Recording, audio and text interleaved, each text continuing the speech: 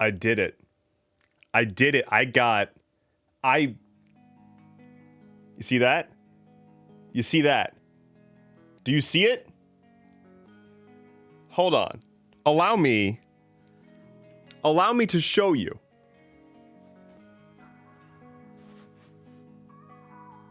I did it. You bullied me into getting furniture.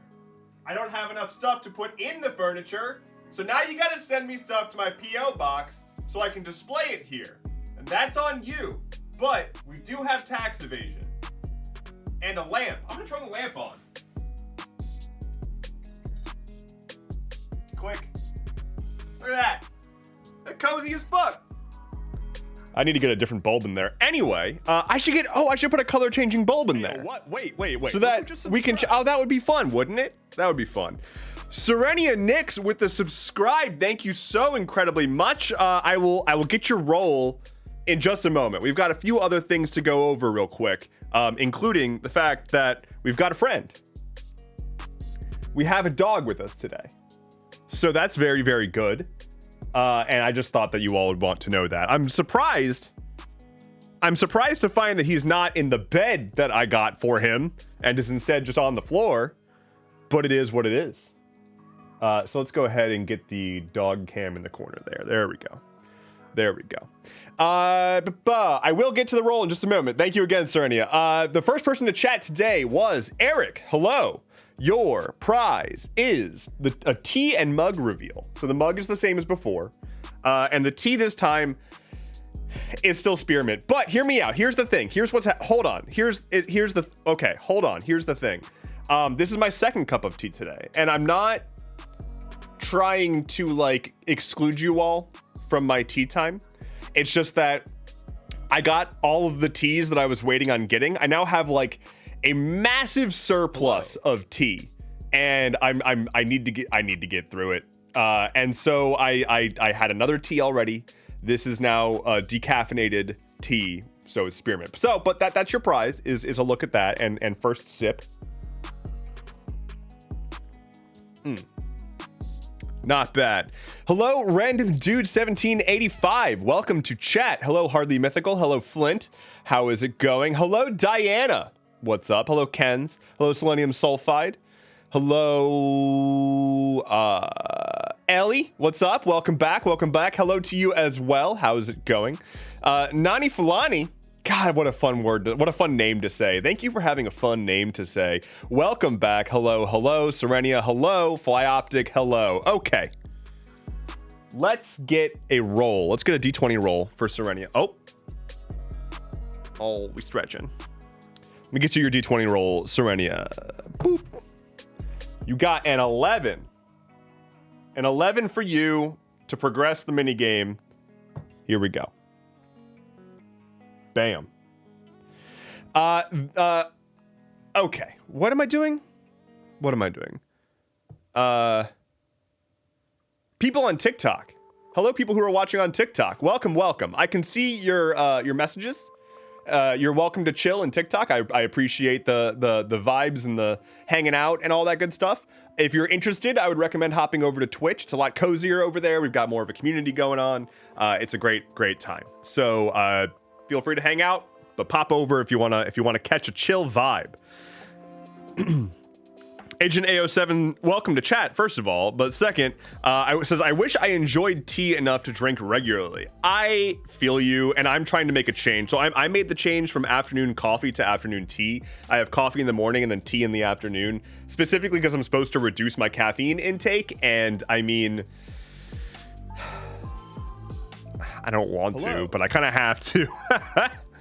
Hello, Killer Kyle 309. Welcome to chat. And thank you, Stealthy Slith, and Killer Kyle for the follows. Thank you so much. Would you believe me if I told you I'm stealth over on TikTok? I don't know why I wouldn't believe you. Oh, Flynn's on the move. Dog's on the move. Go into the bed. Oh, what a play. Wow, what an incredible play from Flynn. Oh, and cozy. Oh my goodness. Let's get Let's get the dog cam. This is important. Hold on. Incredible play. This is important. Hello. Okay. Very good. Very, very, very good. Okay. Where's my headphones? There they are. Pet the dang dog? Okay, well, I mean, he did just get cozy, but maybe he'll be okay with me giving him some pets. I'm not gonna go buck wild with it, but because I want to respect the fact that he's being a snooze boy. So I'm gonna give him some pets. I'm gonna give him some love-ins, just because you want me to. But I'm probably not gonna try to flop him over and rub his belly right now. Okay, here we go.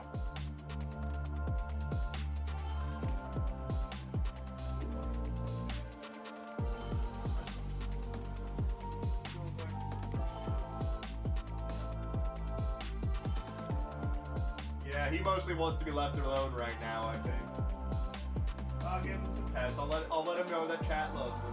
Hey, Glenn, did you know that chat loves you? Yeah. Okay. Gentle pets. Yeah, I mean, you know, dogs have boundaries too. They've got to let us know when they're like, I'm just chilling. I went over there, he was licking his lips while I was like approaching, which tells me that he's like, you know, maybe not right now actually. So it's okay. It's okay. Pet the dang dog is done. Okay. Hello, Ignited Chemical, Dunarin, and Rabadon's Durag. Thank you all for the follows over on Twitch. I really appreciate it. We've got a D6 roll from Kyle, and Enric the Man has given that roll advantage. So let's see. Hey, what? Wait. Look who just subscribed. Okay, well, Sage Nemesis just subscribed, which is a D20. I'll put the advantage on the D20 instead of the D6. So for the D6, there's a 4. You got 4. And for the D20 with advantage, thank you so much, Sage Nemesis, for the subscribe. It is deeply appreciated. Welcome, welcome. Here we go. You got an 18 on the first roll, but you have advantage. So second roll, there's a 3. So good thing you have the advantage. That's 18. Boom. Making progress. So if you're not familiar, or if you're new to the stream, over on Twitch, we've got a mini game going on down in this corner, right, yon. And anytime somebody subscribes or redeems a roll from channel points, we progress the minigame, and every time that we finish a leg of the game, we get a prize. This time, the prize is a wood-burning sign stream where chat will tell me what sign to make, and I'll make a wood-burnt sign with that message. We've previously selected some curtain colors. We got Flynn a dog bed. It's been good. So thank you all so much for all of that.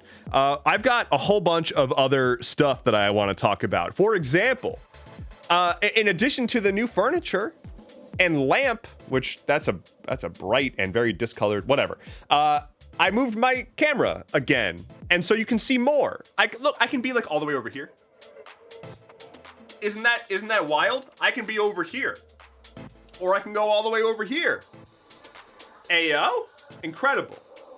So you're actually able to see more now, which is good. So if you didn't know, I have a camera that was mounted on the back of my desk. So for the past, like, I don't know, 9 or so streams, my camera has been multiple arms reaches away from me.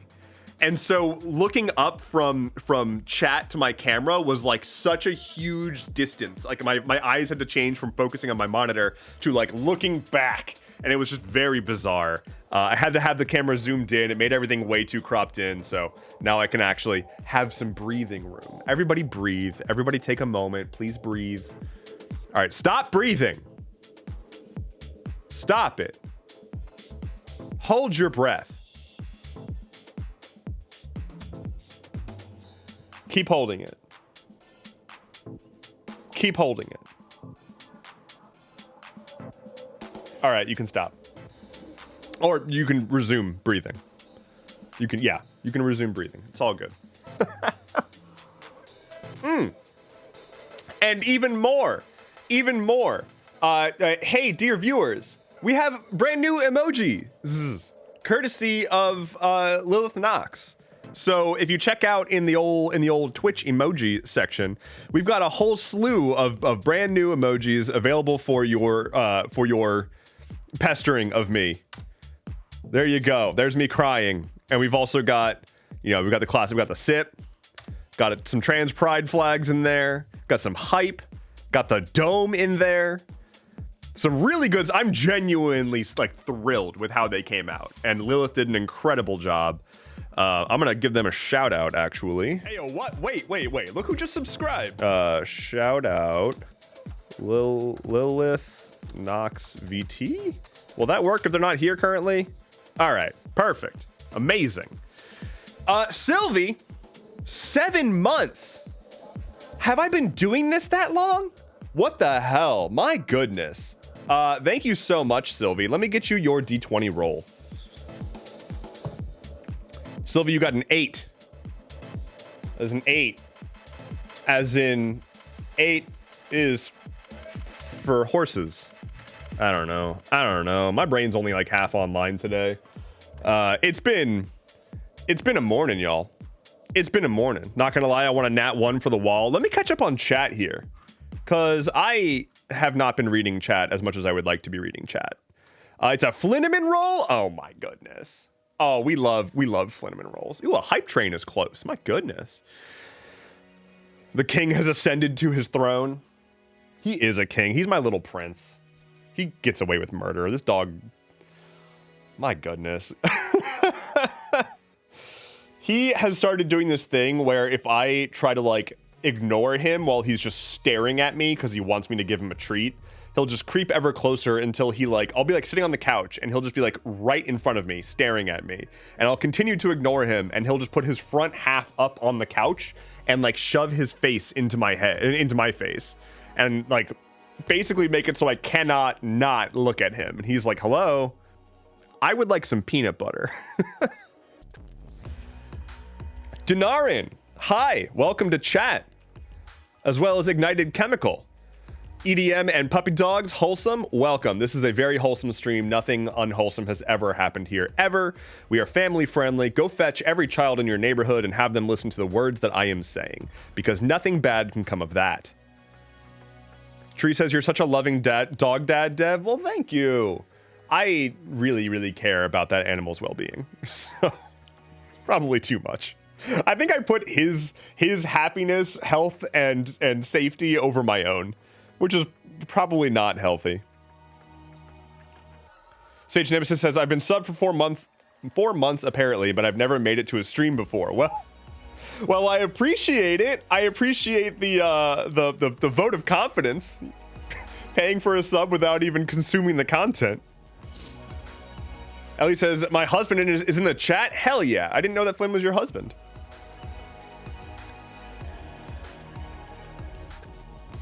All right, I'm now at the part where we're spamming the emotes because that's good shit. Got some trans pride flags. Hell yeah. Dev has a bit of furniture now. The room looks so much less empty. Yeah. Isn't that amazing? I put like a single piece of furniture in there. Now it doesn't feel completely destitute. I have one thing in the cubbies though, and it's like my D&D dice. I need more stuff to put in my cubbies. So either we'll go shopping on stream sometime, or again, I've got that PO box now, which I need to like post more readily available somewhere. So if people send me stuff, I am so excited because someone's making me a sword. I don't think I've talked about that enough. I was also sent a picture. Let me see if I can go find that picture and share it. I was sent a picture of the work in progress. So the incredible Makers Guild is working on forging me a literal custom sword out of a crowbar, which is bonkers, like unbelievable. I'm currently downloading an image and resizing it so I can put it up on the stream, because like they sent a picture of them actively working to forge crowbar into sword. I still can't get. I've said it once. I'll keep saying it. I can't get over it. Image, add, browse, picture. Okay, yeah. So this was a photo they shared, and I'll put it up on the mobile version. One moment, TikTok. Boom. So yeah, that is a photo that I was shared of the work in progress of forging a large crowbar into a sword, which will apparently have a purple heart hilt and like a forked pommel that will also be like the shape of like horns, like curved in like goat horns. Exceedingly rad is how I would describe it. Just wildly rad. So I'm very excited about that. Sage Nemesis says, hey, I like your TikTok content. Well, thank you. I appreciate that some amount of content is still making its way to you, delivered directly. Consult the Vibe Cube. Hardly mythical. I can do that. The vibes remain cyan, or well, are cyan. Starting off blue. I also realized that I'm very green today. I've got like multiple greens on. Arazian says, Ayo, new emotes? Yes, a whole slew of them. 10 of them even. Space looking fresh too. Well, thank you. I think the new camera sort of like framing plus the new furniture with the I do think I'm gonna replace the current bulb that's in this lamp with a color controllable, like a hue light or something, so that I can you know. Board games, easy peasy. I have a lot of board games and they're in a closet somewhere, but like there's not really a point in me having the board games out here because like it would just be for show, and I guess that's a vibe, but I'm not gonna play a board game out here. Sharp nerd shit. Hell yeah, show the sword. I don't have the sword yet, but when I get it, it will probably here's what I'm thinking, and check my work here. Let me know if this is ridiculous. So when I get it, depending on the size, I'm thinking about mounting it here, like on an angle along this part, which I think would be like rad, like so cool to have like a sword mounted up over this.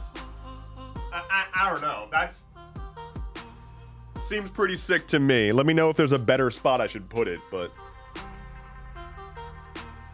swords are cool. What's a crowbar? I've never even seen a crowbar. Will you be using it as a microphone stand? Probably. It's probably going to be heavy, like really heavy. These emotes are my favorite. I do love the Wheeze emote. I think the snooze might be my favorite. Snooze and sip, possibly. Purple heart goes hard. Purple heart's one of my favorite woods. Purple heart and zebra wood. Zebra wood is gorgeous.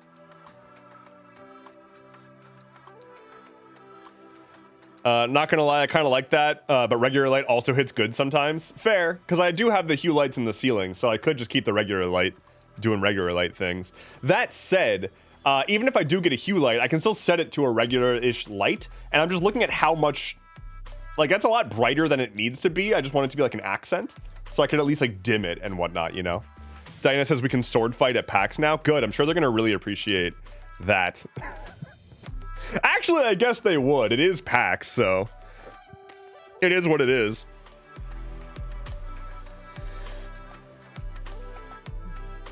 Killer Kyle says, I love swords. I too love swords.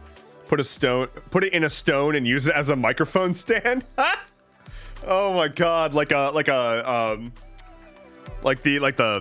sword of time, or no, wait, sword of time. What the fuck? The master sword. Like the master sword in the stone and everything. The sword of time? Wow, my brain is just straight up broken today. You know how many Zelda games I have played? You know how many hours I have spent playing Zelda games, and I just called it the Sword of Time? Oof. Use the sword as a microphone for your next video. I don't have the sword yet. It is being forged currently. It has not been completed nor shipped, so I do not know when I will actually be receiving it. There is apparently also somebody out there making me a beanie rug, like a rug in the shape of my beanie. So we'll see how that goes. TikTok doesn't like swords, sadly. Yeah, that's the problem, is that if I do hang it somewhere, I pretty much can't show that place on TikTok. Like I can't include that in a TikTok video, which would be very unfortunate. Artifact plays live. Thank you so much for the follow. I really appreciate it. Be a barbarian that's unworthy for Excalibur, just swinging a sword that has a chunk of stone on it. Wait a minute, yeah. Why couldn't you just carve the stone that was in the tip of Excalibur out of the rest of the stone? Wait a minute. I already want to sit, actually. I know it's pretty early into the stream, but we're going to ride the roller coaster, so please keep your hands, feet, and Flynn inside the vehicle at all times.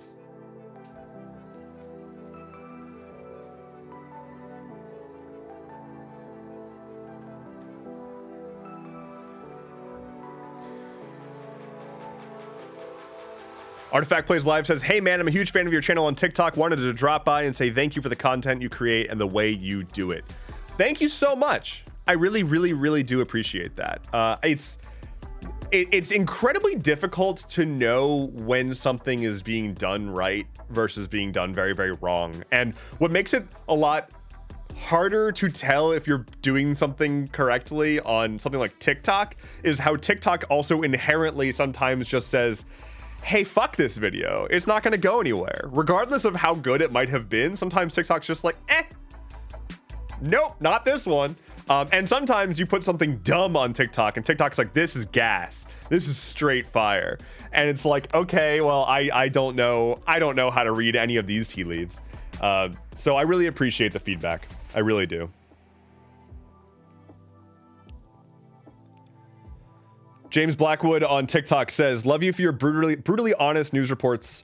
Glad I'm not the only one feeling so strongly about things. I mean, I feel very strongly about things, usually. I try to make sure that I don't feel seriously strongly about things that don't need to be seriously strongly felt. If that makes sense. I don't know. I try to, for all the things that I care very deeply about, I have many more things that I just don't give a shit about. And here's what I've learned. There's a really big difference between resenting something and truly not caring. Like, there's a very big difference between saying, I hate this thing because it exists and I'm not interested in it and it annoys me. And I don't care about this thing. It exists and I'm not interested in it. And it has no impact on me, so I don't care. And I'm going to just live my life. And it took me a long time to sort of like understand and internalize that. And I'm so much happier now. Like, things are allowed to exist that I don't like. If they're not a net negative on society, I'm chilling.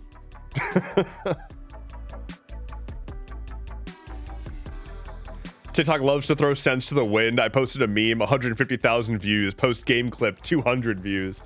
It's wild. I had, especially really early on, when like before you're given the affordance of like benefit of the doubt from having followers on TikTok, because the algorithm, when you have a lot of followers, it tests your videos against your followers and non-followers to determine whether or not it should push it out to the For You page.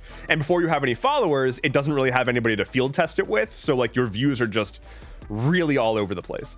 But so before I had that sort of like buffer of at least a few followers of mine will see this, it would be like, this video got a couple hundred views. Oh, that one got 80,000. All right. And just back and forth forever. James Blackwood says, I'll be honest, I had no idea you did gaming. I am working on that. And yeah, again, it's just because TikTok doesn't like to spread. TikTok doesn't, it's not built for creators to be able to talk to their audience. It's built for audiences to be fed videos.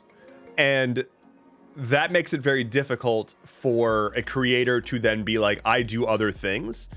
Because if it's not content, then TikTok doesn't want to show it. And saying I do other things is not really content. And so a lot of my viewers who would probably really enjoy my gaming content or coming to my streams or whatever, I just will never be able to reach them because TikTok won't let me. And I mean, it's the same fight that every creator on TikTok goes through. Diana actually just posted a really great video. And well, first of all, go make sure you're following Diana of the Rose on TikTok. But Diana posted a really great video about the like pigeonhole thing that happens to creators, and especially on TikTok, where it's like you start by doing a thing and it works, and then you keep doing that thing and it keeps working for a while, and then TikTok says, all right, that's your thing. and you are not allowed to move away from it, or you will be punished, and that causes serious burnout. So yeah, I do a lot of stuff, and I get a lot of entertainment from doing a lot of different stuff. I've heard that new accounts should just delete and start over if they can't break 30,000 views in the first 10 videos, but not sure how good of advice that really is. I don't think that's great advice. I think there's a lot of people who try to learn ways to beat the system with getting traction on TikTok, and I think a lot of it comes down to just consistently posting content that someone would care to watch, making sure that you're hooking people early enough, because otherwise, like, people are going to scroll away from your video if they're not hooked within the first like quarter of a second. And then a big helping of luck, like a big helping of luck, of just making sure that you actually get there. But there's another half of it, which is that you have to interact. You have to interact with what you want to be in, with what space you want to be in. TikTok weighs your engagement on the app and your interactions and where your For You page is in the algorithm for disseminating your videos. So if you just like make a new account and just post to it, you're going to be deprioritized, and TikTok's not going to do a whole lot to get your videos to the people who'd want to see it. What you want to do is make a new account, use it for a while, comment on things, like videos, get yourself into a corner of TikTok's For You page, and post content on that account. It's difficult to just have a burner account that just posts random stuff, unless you don't care. That's fine. And also, yeah, like, again, a lot of it is luck. You might just randomly pop off.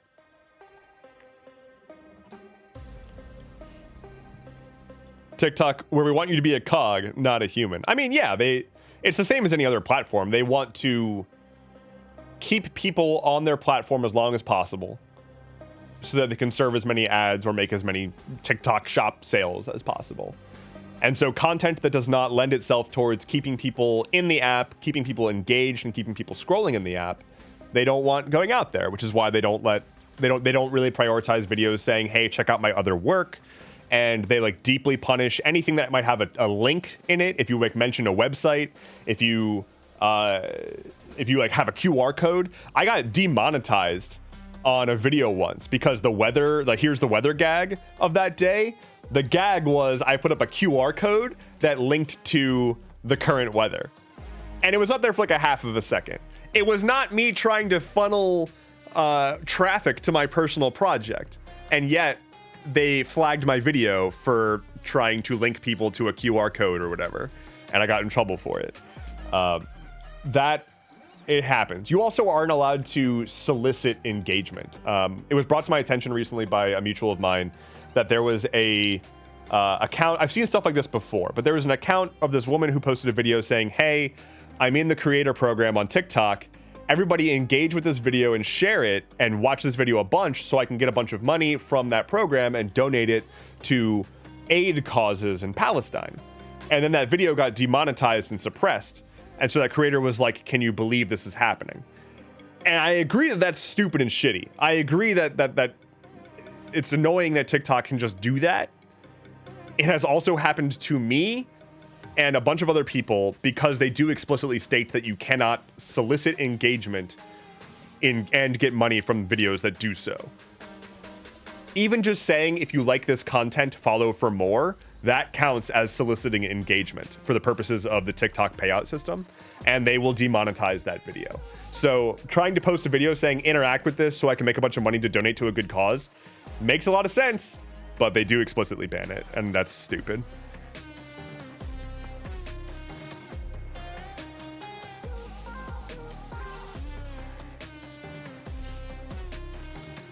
That's insane. I didn't realize that, and it makes so much sense. Yeah, a lot of people don't think about it. It's why I always encourage, if you scroll across a creator's video who says, hey, I have this thing going on, check out a link in my bio, or like find me elsewhere, do not leave the app on their video. You will cause their video to get suppressed. If you leave the app on the video of a creator that you like, that harms the creator.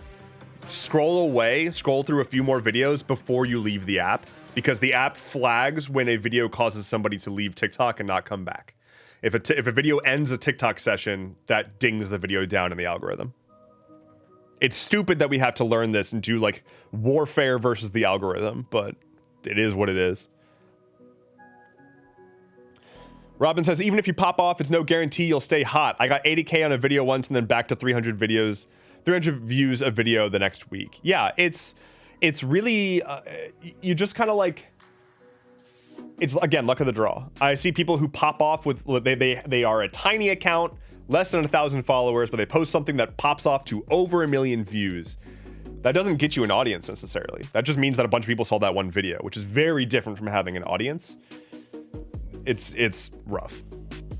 Sage Nemesis says, okay, class time. Algorithm sucks. Have a good afternoon. Take care, Sage Nemesis. Enjoy class time. Hello, Hawk GLHF. How's it going? Is that a good luck, have fun GLHF, or is that a different kind of GLHF? Also, you don't need to reply if you don't feel like chatting. You can just lurk. That's fine. Texas Chainsaw Tortoise says, I just tried to talk about wildlife and wilderness area conservation and being a zookeeper, and nothing make but one video about not liking Seth Rogen, 45,000 views. So frustrating. Absolutely. I didn't really intend to do news videos, but that is where I started to get the most traction. Consistently. I had videos that popped off in the past, but like before I started doing Stuff Keeps Happening, my content was like absolute whatever the hell came onto my mind, I just made a video about, and they were usually just stupid and dumb. I had a couple of series, a couple of gimmicks and whatnot, but mostly it was just like, here's a stupid video. And it did well sometimes, and that was cool. But it ultimately, like, I did that for a year and a half, I think, and then it gets hard to keep coming up with completely random stuff that is interesting enough that it would do well on TikTok. And so I started doing Stuff Keeps Happening, which is essentially an infinite supply of things to talk about. And here we are. Selenium Sulfide says, can't have an audience and eat it too. I don't know if I'm going to be out here eating my audience. Oofa.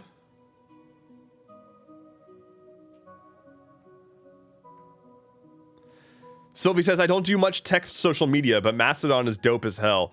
I want to do a video on Mastodon very, very badly. I intend to do a few videos. So if you didn't catch, I posted a video on my YouTube channel essentially talking about where I'm going to be going from here vis-a-vis my content. I want to be very, very clear. That video is not me saying that Stuff Keeps Happening is going away by any means. That's not happening. I was sort of announcing that I will be doing additional new content and bringing some of my gaming content back to my main YouTube channel, sunsetting my gaming channel for now just because it was too early. And also, hopefully, doing some more videos just on like one-off topics, just sort of like talking videos about stuff. And I really want to talk about Mastodon and like demystify it, because people are mystified by Mastodon, and it blows my mind that people are so confused by it. And I think people are mostly confused because they're told by other people to be confused, and they just are like, okay, it's confusing. Because, for example, Blue Sky, which is, I could talk ad nauseum about Blue Sky and why it annoys me, but Blue Sky, which, you know, if you're using Blue Sky, whatever, that's fine, use Blue Sky. Blue Sky is copying Mastodon. It is doing the same thing. They're trying to do the same thing that Mastodon does already and has been doing since 2017. And Blue Sky wants to do that same thing. And a lot of people are moving to Blue Sky, and they don't realize that Blue Sky in its like super closed beta form right now is going to be radically different from Blue Sky when they're done being in beta, which is going to be modeled after Mastodon. And so if you're using Blue Sky, it's already a stripped down, less functional version of Mastodon, using a Mastodon incompatible system that's funded by the same guy who backed Twitter that supports Elon Musk's stuff with Twitter. Like, it's like Blue Sky is still backed by Silicon Valley. It is trying to do what Mastodon is doing, but retain control over the content that can be posted there. And it does less stuff than Mastodon, has less users than Mastodon, and it's less just everything. So again, it's one of many social networks. Use it if you're enjoying it, great. It doesn't fucking matter. I have nerdy opinions, but it really gets to me when people are like, I don't understand Mastodon. I'm just going to use Blue Sky. because it's the same thing. Anyway, doesn't. I want to make a video explaining all of that and demystifying it, because like all that Mastodon is a social network where you have multiple websites that intermingle. You have multiple user-controlled websites that all intermingle on the same network. That's it. It's just Twitter, but instead of just twitter.com, there's multiple different websites that all can tweet at each other. So you can be a user on any Mastodon instance and follow and interact with users from any other Mastodon instance. Threads.net, like the Instagram Threads thing, they intend to eventually have interoperability with Mastodon. They are going to do the same thing. So like my Mastodon server that I run, I'm Endeavorance at astral.camp. Like that's my Mastodon handle. In theory, once Threads opens up Mastodon support, anybody on any Mastodon server will be able to follow anybody on Threads and vice versa, and interact and follow and repost and reply and all that stuff. So it's interesting. It's really interesting. And the main thing that I like about Mastodon is that it's like impossible to be corporatized. It is entirely driven. There's no algorithms. It is entirely reverse chronological timeline. It is entirely monitored by real human moderators. Each Mastodon instance, they're called, each server has its own administration team and moderation team. So if you find a server that has people that you vibe with, you can join them. And it's not a matter of like trusting some tech company's terms of service. It's a matter of like, these people seem chill. I think they've got a good idea of what's going on. I'm going to hang out on their version of Mastodon, and that's going to be my home base.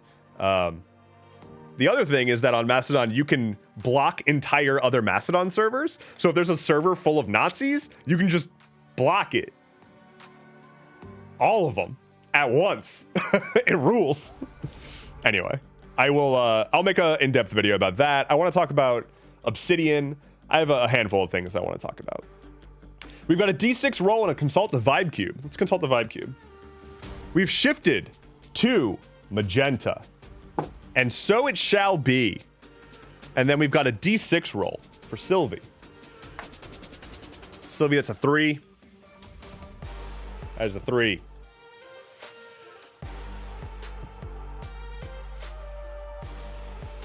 Flynn looks cuter than hell in his bed. That's because Flynn looks cuter than hell all the time. Have you said anything about Bungie/Destiny 2 yet? I have not. Thank you for reminding me. This is a great opportunity for me to go on a rant. Thank you very much, Sounds Not Straight. I appreciate the reminder. So, if you weren't aware, Bungie, video game developer Bungie, who develops the video game Destiny 2, a video game by video game developer Bungie, did a big layoff at themselves. They laid off, I forget how many people. It was like 10%-ish, I think. But they laid off a shocking cohort of people. They laid off like senior narrative developers, like writers who have been there forever. The composer, like Destiny is lauded for its music, and they got rid of the guy. They got rid of so many important people. They got rid of community managers that are incredibly well loved. They got rid of like the people who write the blog posts with the weekly updates. It's mind-boggling, the people they got rid of. And the reason that they did these layoffs is because they said that they missed their revenue target by like 47%. And now I want to start off by saying that as a person who has been in the tech industry for quite a long time, and the video games industry, while yes, it's more of a creative industry, it is still, at the end of the day, video game companies are tech companies shipping software.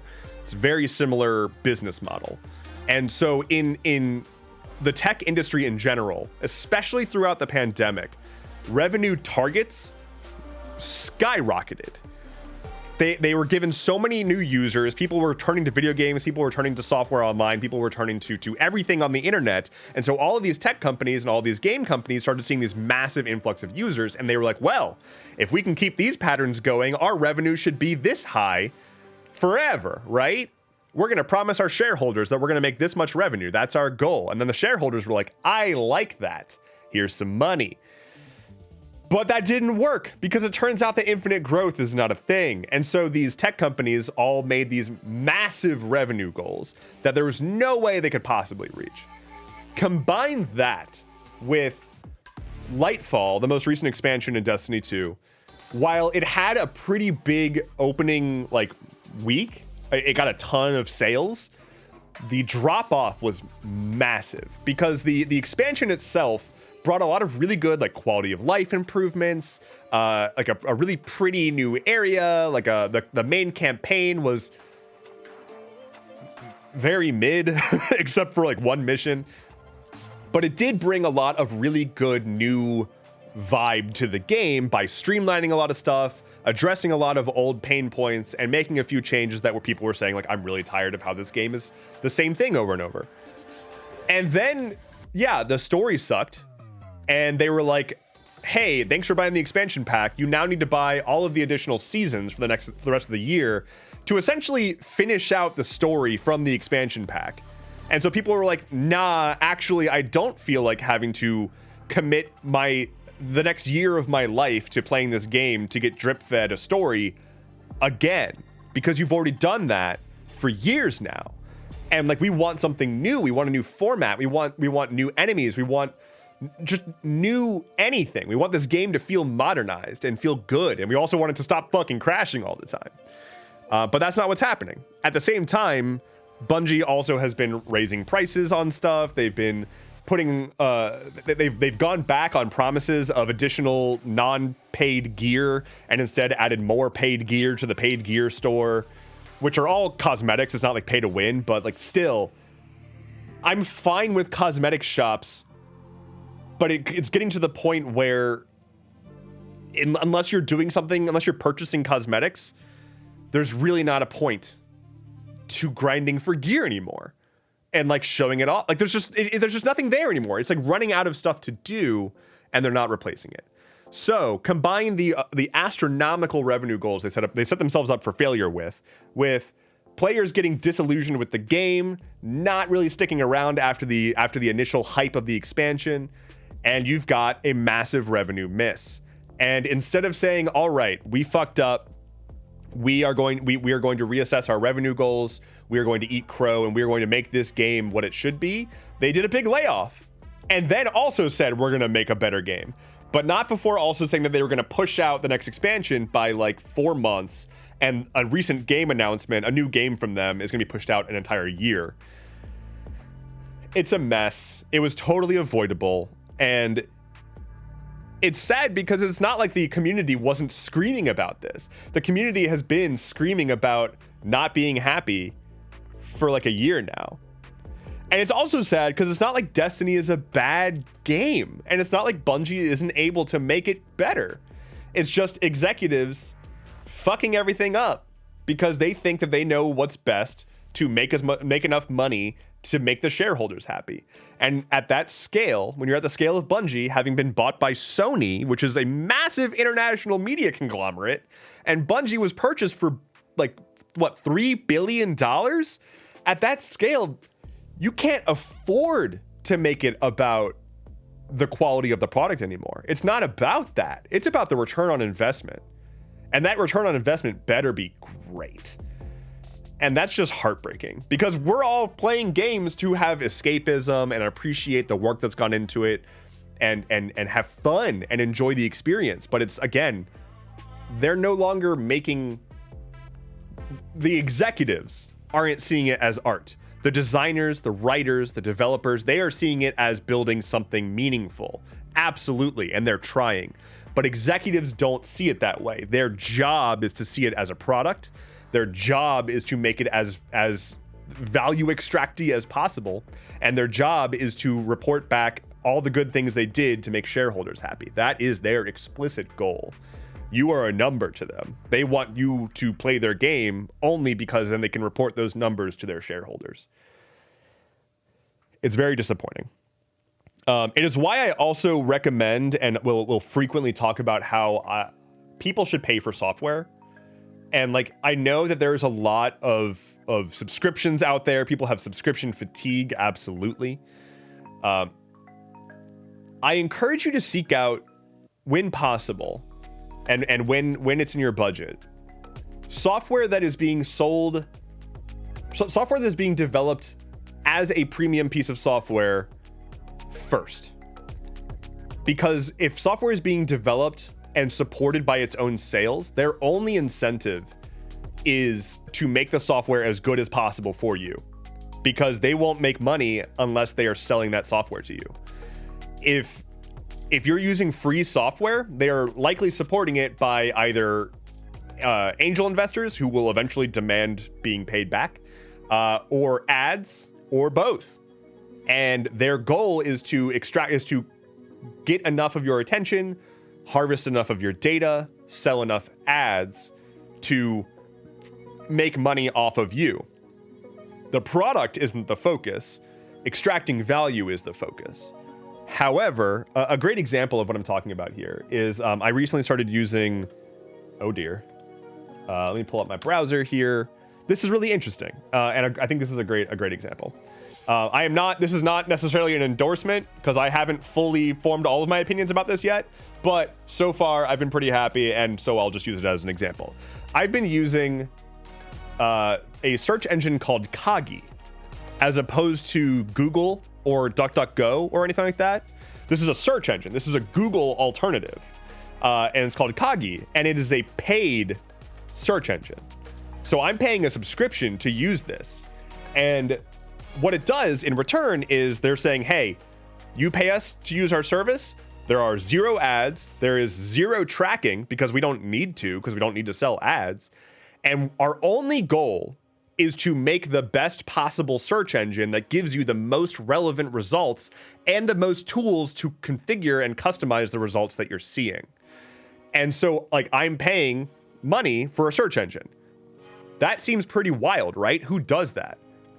But the result is, I'm not dealing with the shitty results and spam that's all over Google search results anymore. And I'm not being just bombarded with ads from Google. And I'm not being given just like tons and tons of low quality AI churned out listicles and whatnot. So for example, if I search like best hairstyles for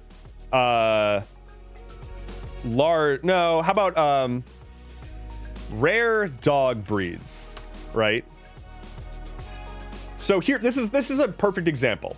You get a couple of results. Here are like the most relevant results. They then have an entire section. They've compressed.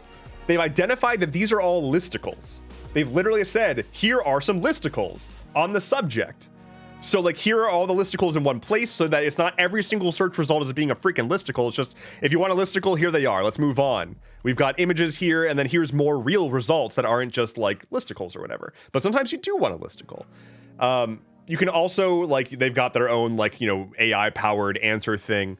But then they've got this really interesting thing called lenses, where you can flip from just a general search to refine to a lens.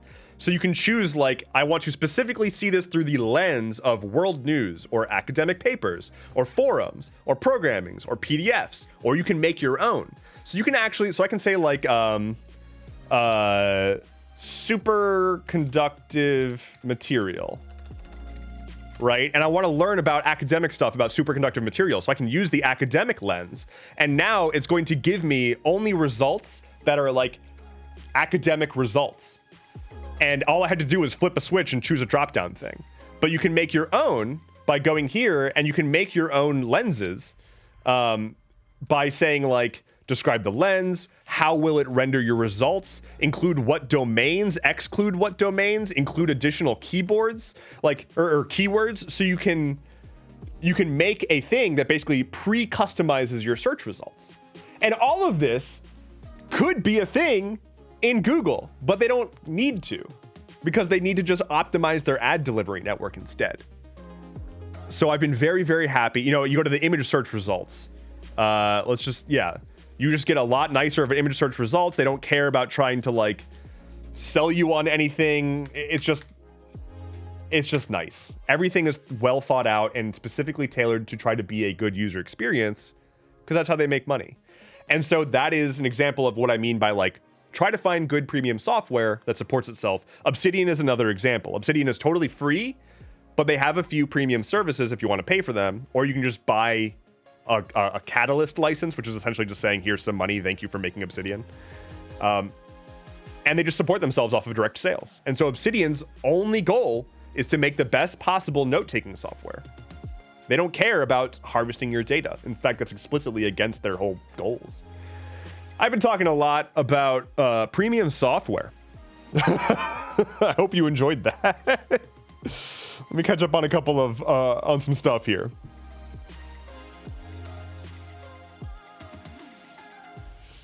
My main game is ESO, says Sounds Not Straight. I got into D2 during Lightfall, actually. It's heartbreaking for the devs, but I did see ZeniMax Online state that any devs affected by the layoffs to contact them, as they are now working on a new IP MMO. That's rad. That's really cool. I've only played a little bit of Elder Scrolls Online, but it didn't quite hook me. I can see it. I can see it being fun, and I know a lot of people that play it and enjoy it. But I'm very particular in like what I want from a game that I'm going to commit myself to as like my game, you know? I'm sure you do as well. It's really disappointing that you can see the shift from quality to monetary. And that's this, it's I mean, I hate that how often this term is being used, and maybe it's just because of the circles that I'm in, but there's a term, enshittification, that refers to that exact process. A product that is good, and people are like, this is a great product, and they use it, but then that product wants to just infinitely make more money, and so it just gets worse and worse and worse and worse. It gets enshittified. I'm tired of that term because I see it every 3 seconds on all of my news feeds, but it is a thing, undeniably.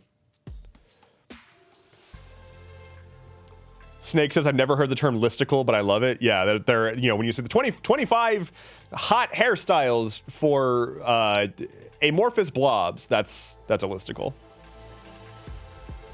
Need to explain like I'm 5 lens? Honestly, you could probably have it do like, you could probably make that. I don't know where though. How much is the subscription? It ranges. I think it's $5 to $25 a month, depending on what feature set you want. From D2 to premium software. I mean, Destiny 2 is essentially premium software. Rocket League community in shambles right now? What's going on?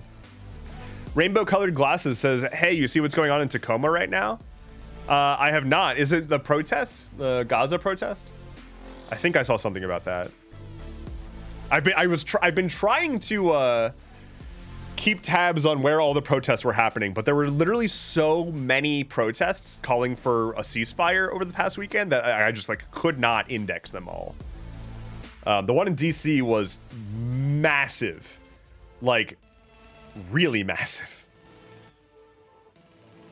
They also put like bloodstained hand graffiti on the walls of on the fences of the White House, which is rad. They're removing trading next month. So regarding Rocket League, they're removing trading next month and haven't addressed any community concerns. What is trading in Rocket League?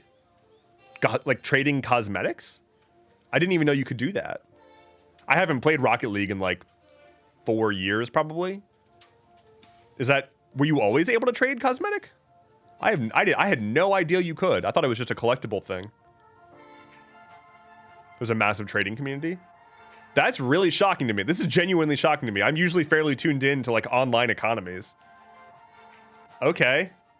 I mean, no, like that sucks. That fucking sucks that they wouldn't address a large part of their community.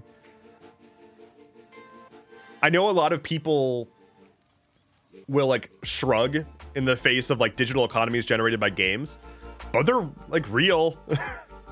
Hell, I still, to this day, I got a, when I played Dota 2, and I was a big Dota boy. I played Dota 1 since launch. I played fucking Tides of Blood, which was like a predecessor to Dota. And then I was in the Dota 2 beta. I played it until like from before beta launch to, I think I stopped playing around like 2019, 2018 was the last time I played Dota probably. I played a ton. And I got a rare cosmetic drop. I got a courier. If you're not familiar with Dota, you can they have like little creatures that can carry items to and from the base for you. And you could get custom couriers. You could get cosmetic overrides for what the courier looked like. And I got a Stumpy, which was just like a little stump that walked, like the little, like the roots were its legs basically, and it walked. And it had a chest on top. Adorable. But also, my Stumpy like had a blue glowy effect on it. And that particular combination is exceedingly rare. And so that courier, I have no idea what it's worth now, but at its peak was worth over $1,000 on the Dota 2 cosmetic trading market. And I did not sell that thing because Stumpy was near and dear to my heart. But to this day, I get so many like scam accounts adding me on Steam because they see my Stumpy in my inventory and they're trying to scam me out of it. The number of Steam accounts with avatars of cute Asian girls adding me on Steam every day never ceases to astonish. You ever watch the Dota 2 International? I've been to the Dota 2 International. I went in 2014.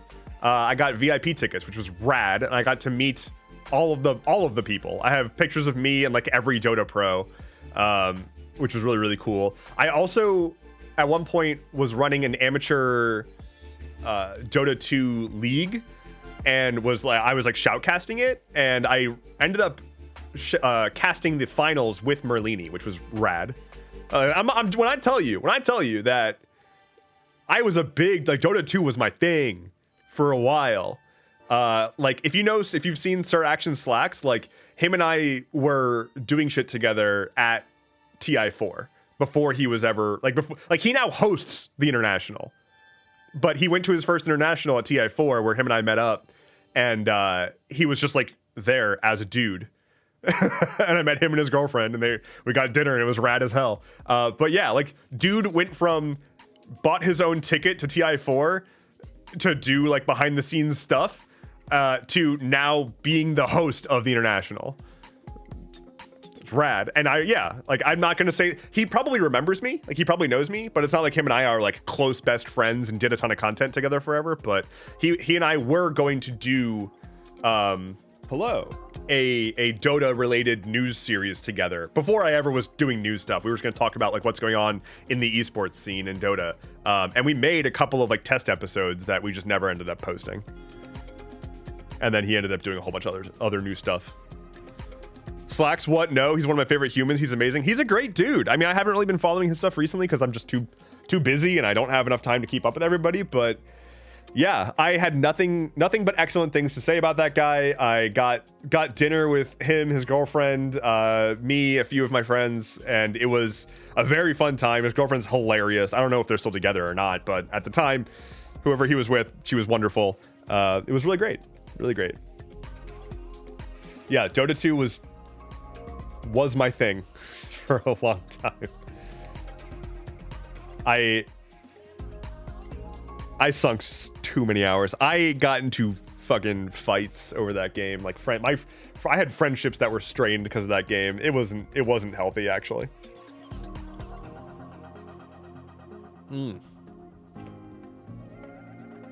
Wild Axed, thank you so much for the follow on Twitch, as well as J1313. Thank you both so much for the follow. I really appreciate it. I really do. You keep saying Dota and my brain damage goes, or my brain damage. My brain goes damage over time ass.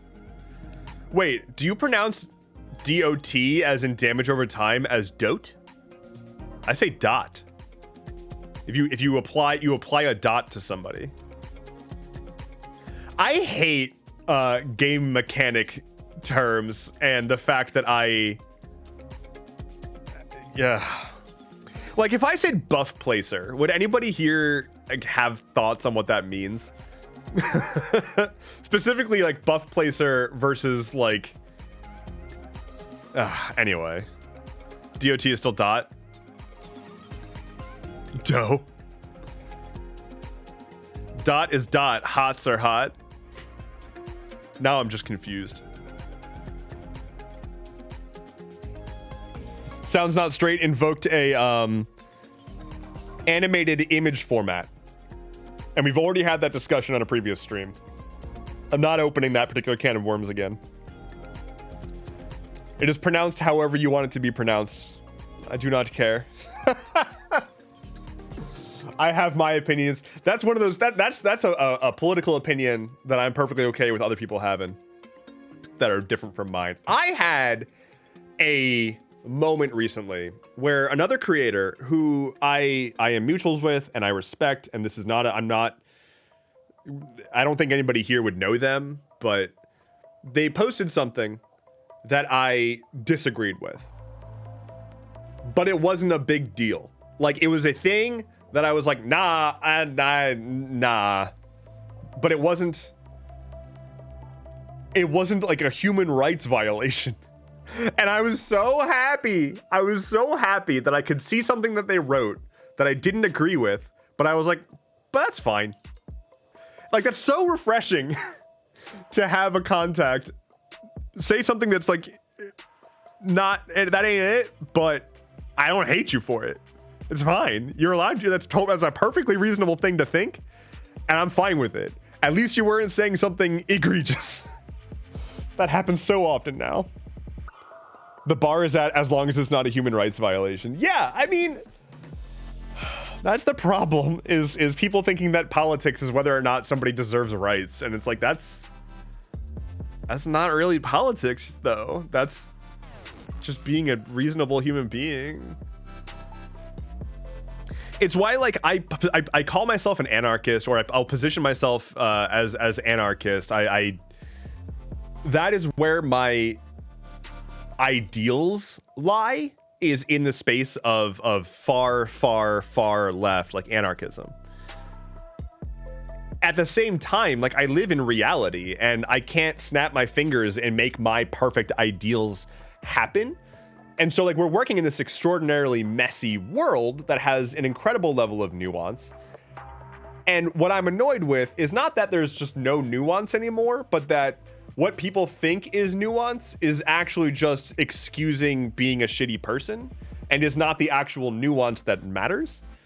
And so, like, what I think is the nuance here is that you can be super far left, you can be communist, anarchist, you can be whatever, as long as you then ground yourself in reality. You can have those opinions, and you can push for a world that you think is more just and good. But if you just have those opinions and then cross your arms and are like, but that's not how the world is, so I'm mad. It's like, okay, but you were going to fail from the start if that was going to be how you're going to approach it.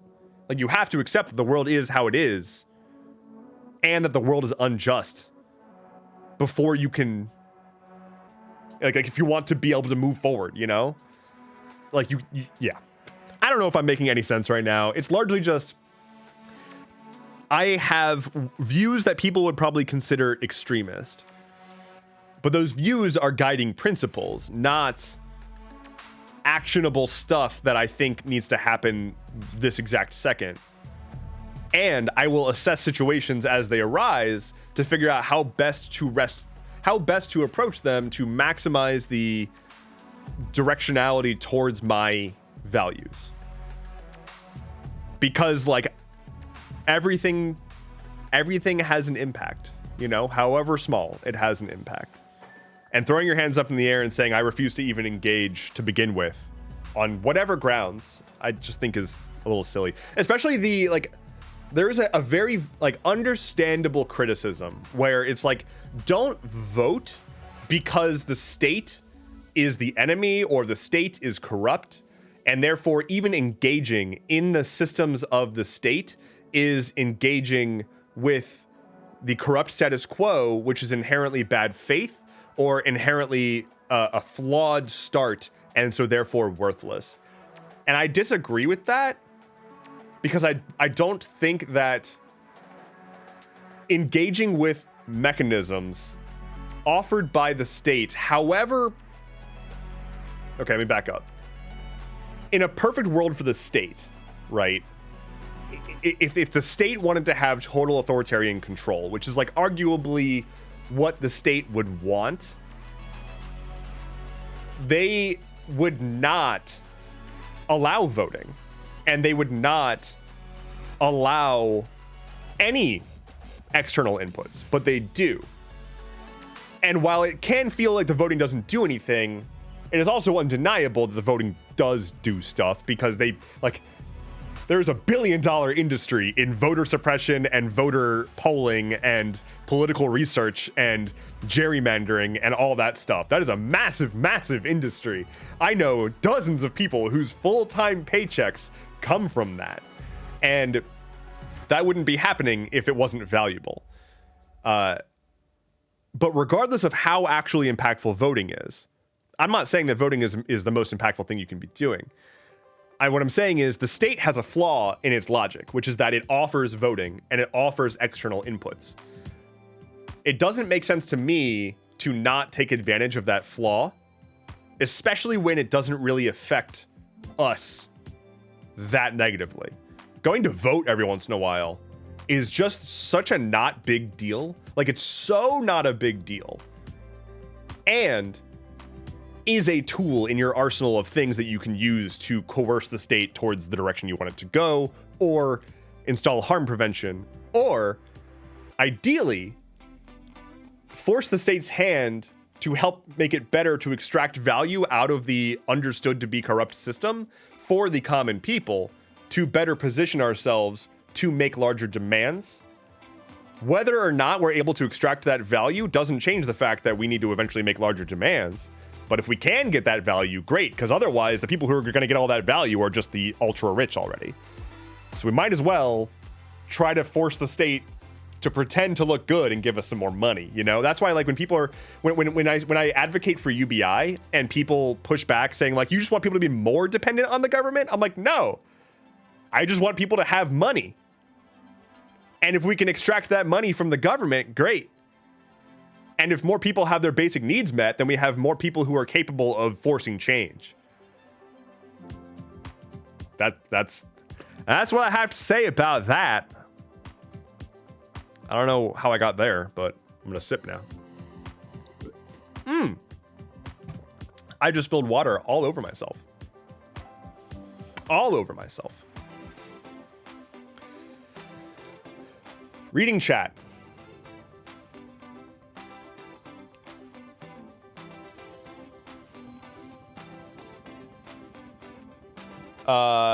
Big A here too, all about communities, chosen family, and working with what you know, what you have, and knowing your community's needs. We can't dig our heads in the sand. We have to live in a grounded reality and go from there for growth. I think it is really telling, and to the point that it's annoying. If you go to a rural place, especially in America, or even like an exurb, a place where you would probably expect there to be a lot of conservatives and Republicans, you will find a lot of hallmarks of mutual aid, anarchism, and communism. You will find self-service food stands. You will find community pantries. Their whole lifestyle is based around helping each other out, lending, you know, hey, I've got this tractor rental. Does anybody need to do anything tractor related while I have it? Cool, we'll make a day out of it. You come over, I'll cook you dinner. I'll bring the tractor, you pay me back by cooking dinner, so on and so forth. Like, all of that is just community building and mutual aid and helping each other. It's the same set of values. It's just been poisoned. And that bugs me to no end. I remember going to I was at like an Airbnb, and I went to this place that had a fresh farm market that had like eggs and vegetables and fruit, and it was unattended. It just had a little box that said, please leave payment, whatever you can pay, leave that and take what you need. Yes. Like, yes, because like the area around there was filled with a bunch of people who had like chickens and gardens, and they would just bring in stuff and put it there. And it was just like a community thing. I've actually seen more and more places installing community refrigerators, literally just outdoor refrigerators filled with food that just get restocked and people just take what they need. And lo and behold, people can then feed themselves. Wild.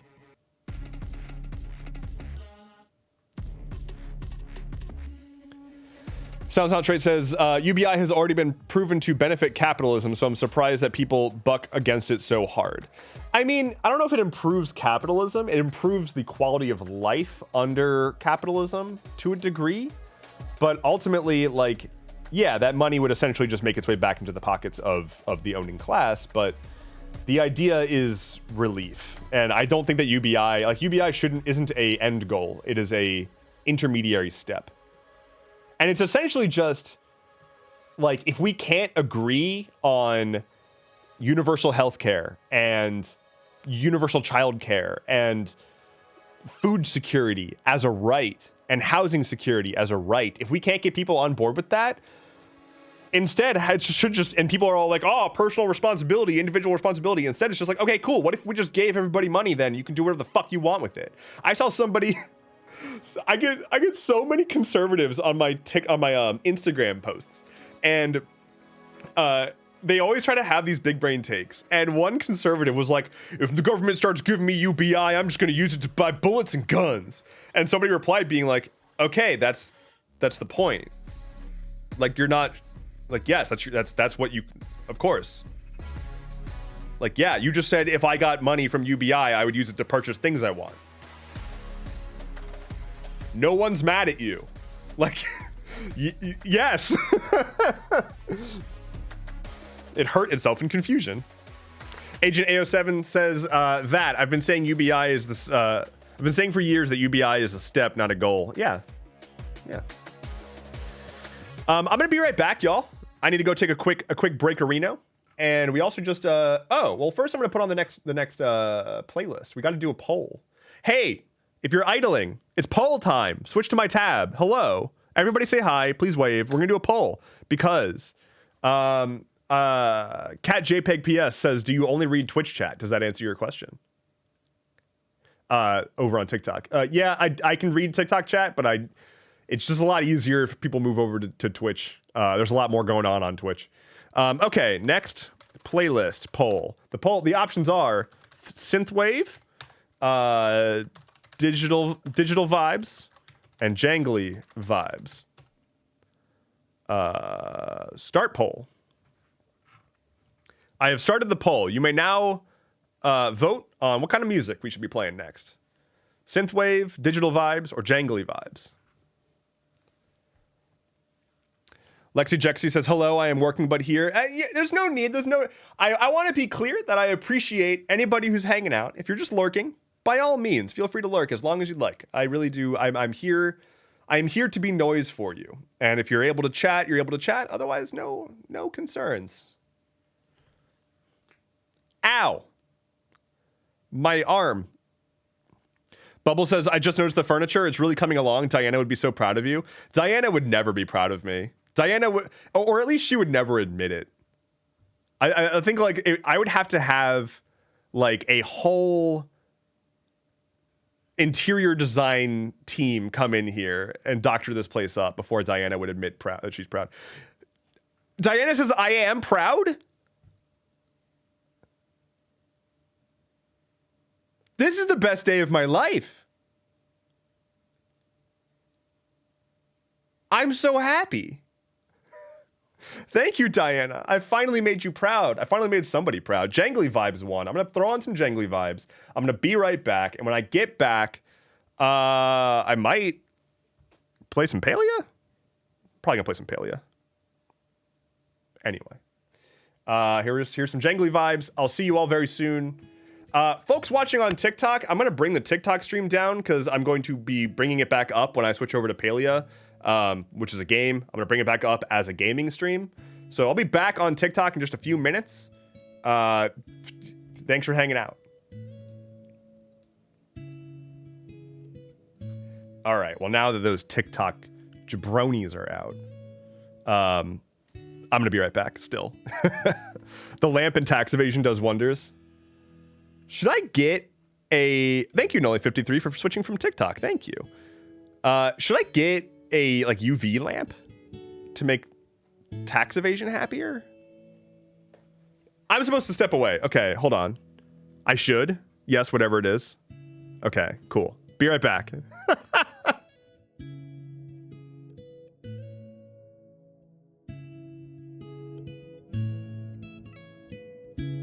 Hello.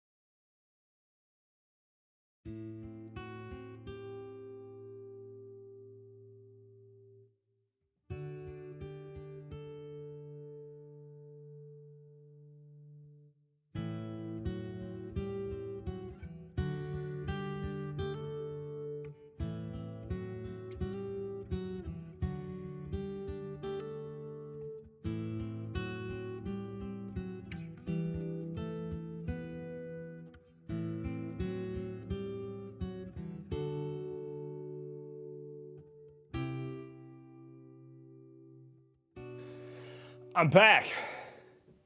Hi, Flynn. I'm back, and there's a Flynn, but he's here now.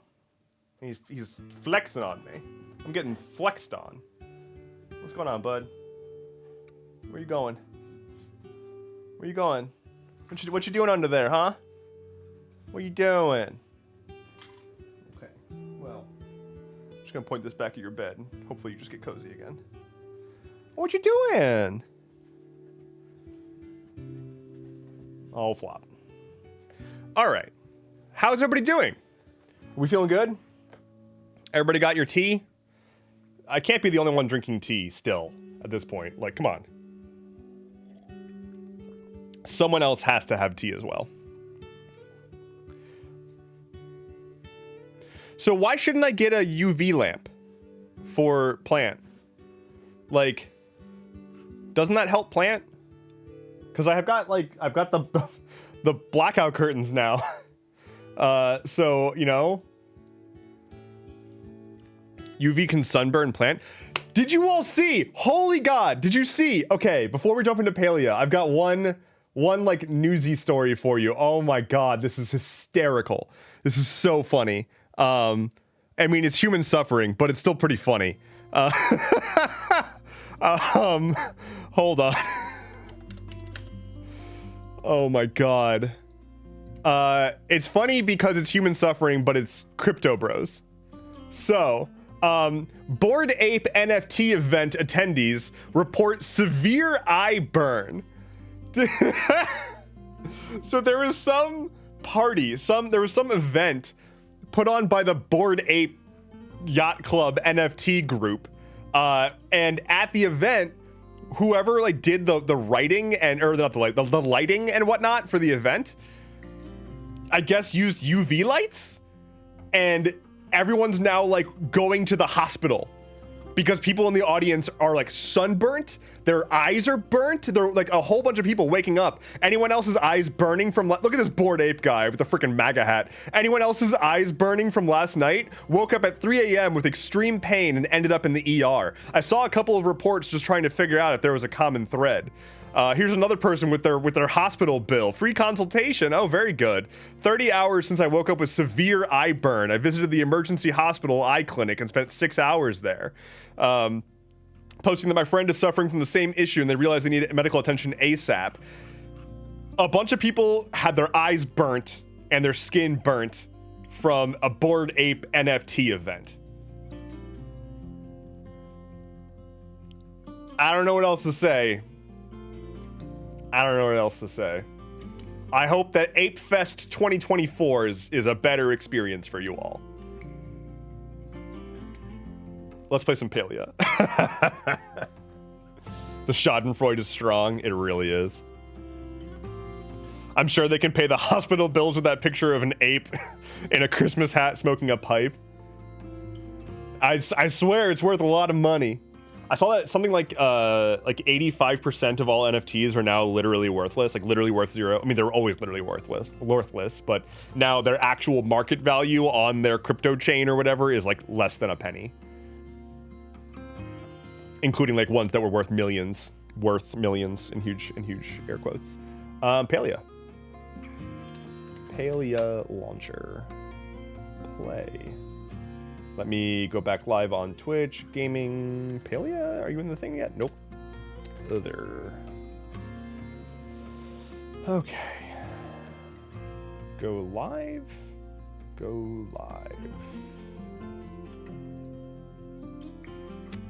Okay.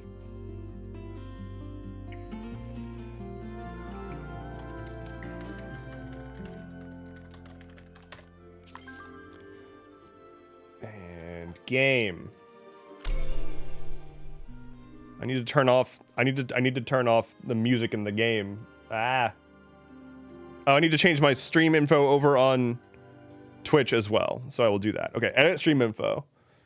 Palea.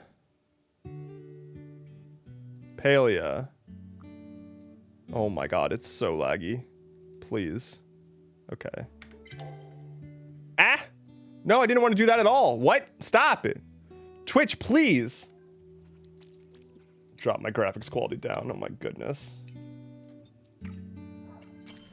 For whatever reason, Palea specifically just like makes my computer die. Sorry, dumb hands over on TikTok. I didn't realize I was still muted there. Now I'm not. Okay. It's Palea time. It's time to pal around. Dev is twitching on his Twitch while his PC twitches. Accurate, actually. It's stuff. I have not played Palea in several days. Against my will, frankly. I've been trying to, but the old brain sometimes just says no. It's like, I would like to rest and relax. But then the brain is like, haha, fuck you, idiot. And I'm like, oh, I guess I'm not gonna rest and relax. Oh, I'm a quality potato harvester. Hell yeah. Harvesting. Looking harvested primarily. Let's put some of that away. Oh no, my focus meter is down and dead. That's unfortunate. Okay, put away that cotton. Do I have seeds? Can someone give me their seed? Let's see. Because I am low. No, don't put those in there. I'm low and could really use something. Let's hoe up. Hoe it up. Spread my seeds. Get back to it, so to speak.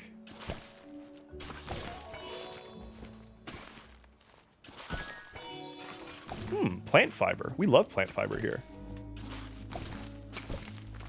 Oh, I didn't turn the music off in the game. Ah!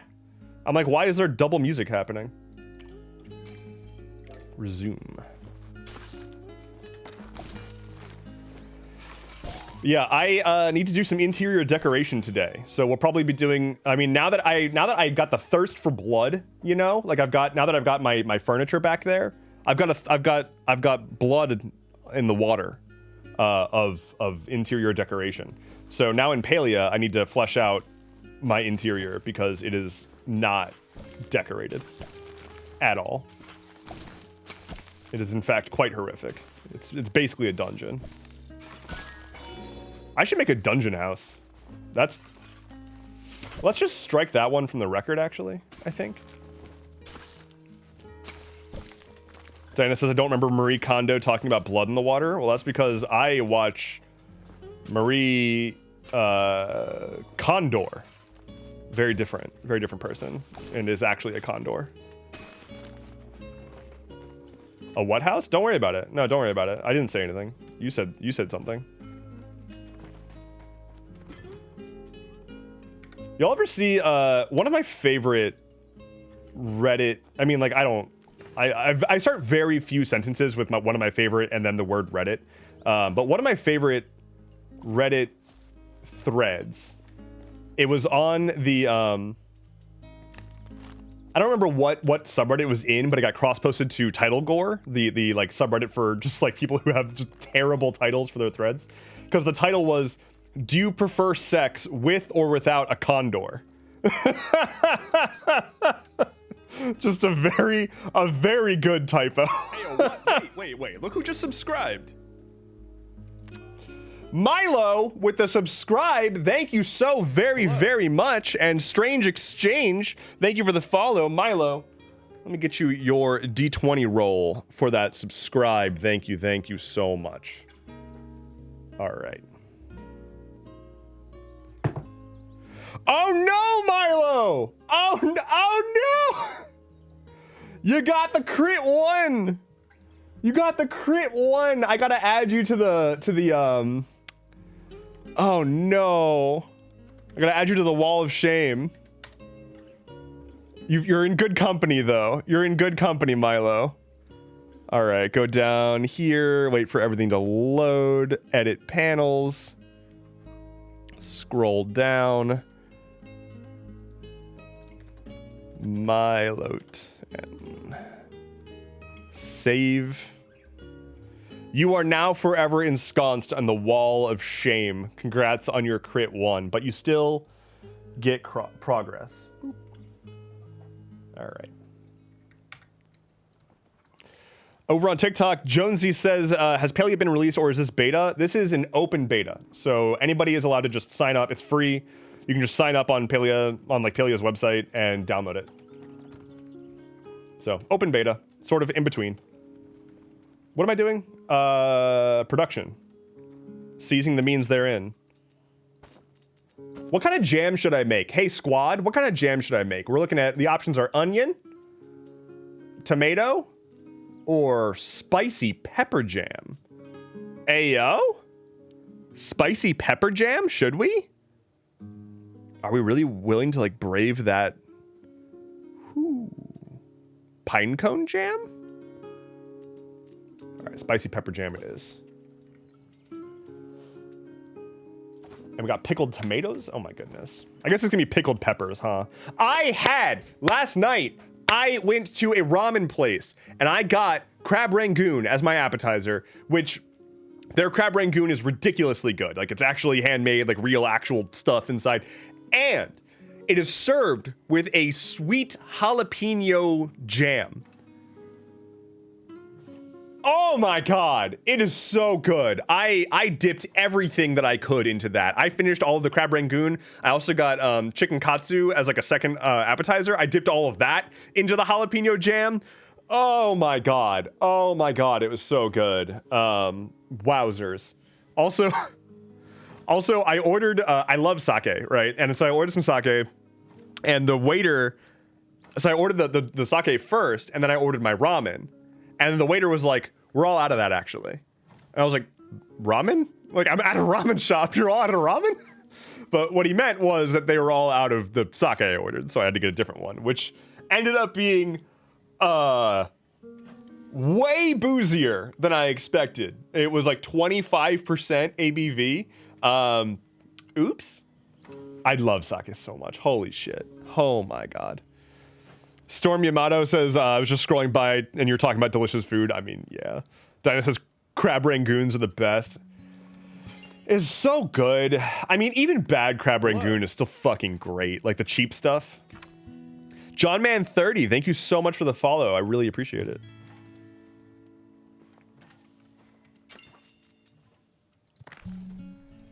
Harley Mythical says, oh no, I can't use the chill vibes. It's broken for me. Wait, what? Wait, what's broken? Wait, what? Wait, I'm so confused. Wait. What chill vibes and what's broken? Help, team, anybody? Let's make some fabric, yeah? Worm farm. What are we gonna feed the worms? Let's give them some taters. Give the worms some potatoes. That's fine, that's fine. All right, let's sell some stuff. Let's make let's engage in commerce. Sell that, sell that. Wow, okay, sell that. I'm gonna be rich. Crops. I guess I'll stop there, actually. I do need to go get a lot of seeds so I can plant the rest of this field. So I'm gonna go do that. Channel point thingies. And they're just like whole ass broken? That's unfortunate. Have you tried cloudy sake? It says Adonis over on TikTok. Yes, that's what it was last night. That's my preferred. I specifically prefer unfiltered cold sake. So if that clears it up a little bit. Hydrate, says John, man, I can do that.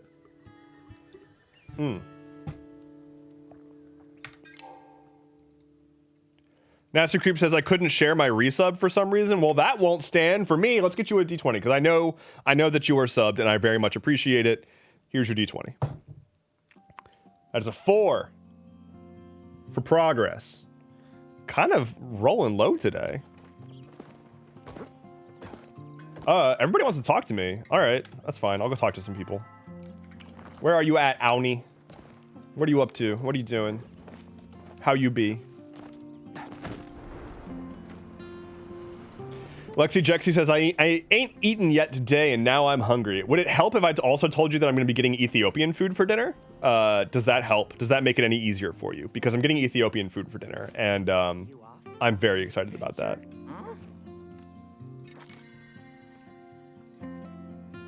I'm not going to spend all my money on a honey lure right now, actually. Oh, but oh, no, hold on. No, I need to go spend my money elsewhere. What do you want, though? You want a cricket? All right, I can get you a cricket. I need to go buy food recipes because I'm rich in ingredients. I am poor in recipes, and I'm also poor in friendship because I don't have any.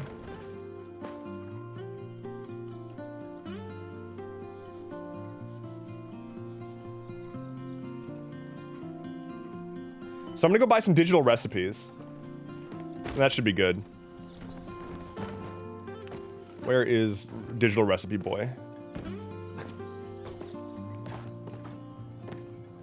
There is digital recipe boy. John Man says I can't decide between pizza or ramen tonight. I mean, ramen pizza sounds like the answer to me. Tish has been whittling scrap wood into little Choppa figurines and leaving them all over the house. I stepped on one and I was limping the whole day. It's not easy to cook on a busted foot, you know.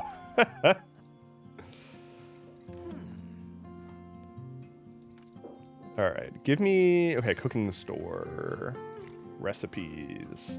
Meat stir fry, don't mind if I do. Crab pot pie? Hell yeah. Oh, Shep's pie, that's the big one. Okay, well, now we've got new recipes that we can go make. Hell yeah. I have to leave for mysterious reasons. So much to do, so little. All right, break's over. Shepherd's pie, amazing. Yeah, it's very good.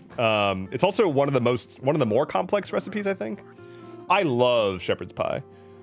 D6 roll for hardly mythical. There's a 4 for you. Why are you okay? Sell me. I need more money. Okay, whatever. I'm poor. I'm broken. Gash Almighty says 4 back to work. What? Are you heading out? If so, bye. Otherwise, hello. Okay, yeah, I'm really good at farming now. Thank you. I need an exquisite hoe. I could use an exquisite hoe. But I'm poor. I can't afford an exquisite hoe. It is what it is. Let's make like bananas and peel out. Shepherd's pie is amazing. I love shepherd's pie. It's so good. There's a Irish pub, right? Like a standard, the same Irish pub that you've seen everywhere else, right? At least in America. Like if you imagine what an Irish pub is like in America, like it's that. That is completely unassuming. And in the middle of like an outdoor, you know, food court-ish kind of situation for a mall, relatively nearby. But the chef there is this like incredibly talented, like very, very, very good chef. And so the food there is way better than it has any business being. It is a Irish pub that is just as grimy and grungy as any other Irish pub you've been to. It's also like a sports bar. But you're going to have one of the best meals you can get in the area if you go there. And it's mind-boggling. Because it's just like the nearby Irish pub for where I used to live. And it's like so much so that the guy, like the chef himself, wanted to change the restaurant to be more of like an upscale, nice restaurant. And the owners, I guess, were just like, nah, we want to keep it an Irish pub, but we'll do a deal. All right. You can have one room where you can make it a very, very fancy, nice restaurant. And it'll use the same kitchen, but like people can reserve a seat in that room, and that's your fancy restaurant. The rest of it remains Irish pub. So there's one room within this grungy ass Irish pub that has like tablecloths and shit, and you can order tableside risotto made in a cheese wheel. I didn't buy the things I needed to buy. God damn it, I forgot. No one stopped me. None of you stopped me from heading back home before doing the shopping I needed to do. I blame you. I blame you. The pub said this book is not to be judged by the cover. Adonis says, wait, isn't this place in Colorado? It is not. It is not in Colorado. I'm sure there's good stuff in Colorado too as well, though. Crew just says that sounds awesome. To be fair, I came in after the shopping list was said. So, all right, you're exempt, but only you. The food story had us in its clutches. Hello, Yogi Wolf. How's it going? Glad to see ya. Yeah, that place is excellent. I love that place. I haven't been there in a while. That was the first place that I had Boxty. Boxty is very good, turns out. They also do a venison burger that's very, very, very good. Like I said, unnecessarily good food. All right, I need seeds. Let's do... I don't have a lot of corn. Let's do some rice. Do some wheat. Let's buy egg, cooking oil, milk. I'm poor! Salt. Finally got someone to come with me, so I'll be seeing you at PAX. Hell yeah, Bubbles, what's up? Hell yeah. As a reminder to anybody watching, I will be in Philadelphia attending PAX Unplugged December 1st through 3rd, and I would love to see you there. For more information, Google PAX Unplugged. PAX Unplugged. I hope to see you there. Hardly Mythical says, I'm still absolutely gobsmacked that you knew Slacks.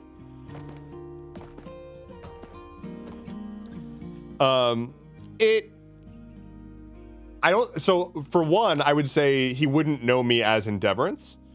I was using a different screen name at the time that I haven't revealed yet.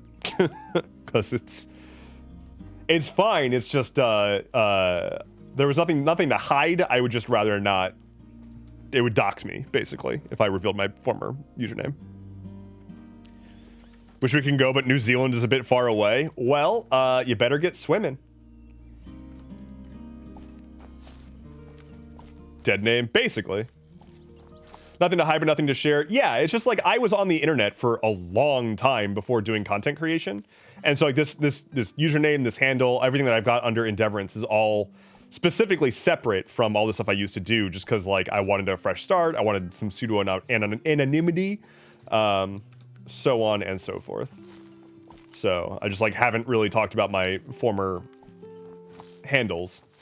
It's nothing secret there. It's just I have no reason to do that. I don't use it anymore. That's an egg. That's not a seed. All right. Water. Bro's addressed it in his last name. Yeah, my previous handle was 2326 Drury Lane. Plant the eggs. Well, that might work. Get a chicken to come out.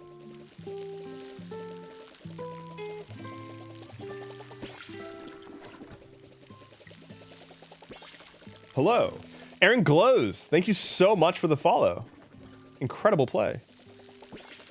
Is it worth upgrading the watering can? Yes, absolutely. Methinks. Hello, Aaron. Aw, adorable emoji. Oh yeah, reminder to anybody who came in a little bit later in the stream, we've got brand new custom emoji of me. Thanks to Lilith Knox, who is incredible. So you can check it out in the old emoji picker. And I'm very, very, very happy with them.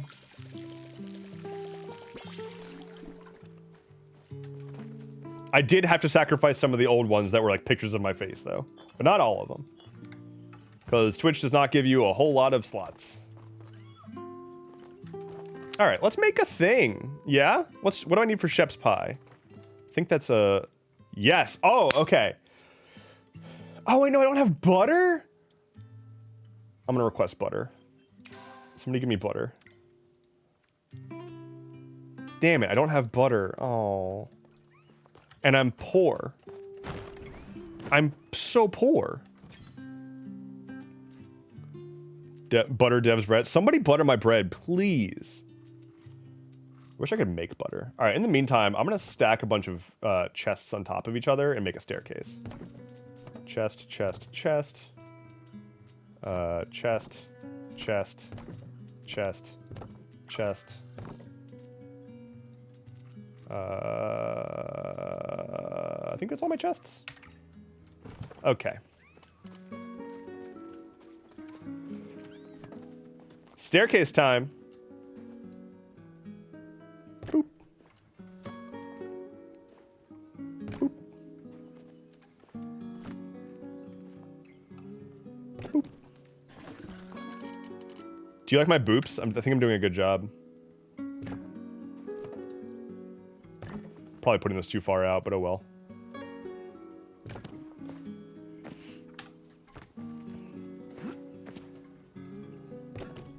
I think I'm too close to the... Oh no, okay.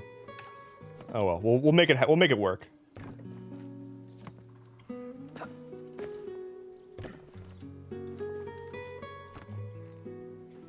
That there. Okay, so I can jump up 2 at a time. That's good to know.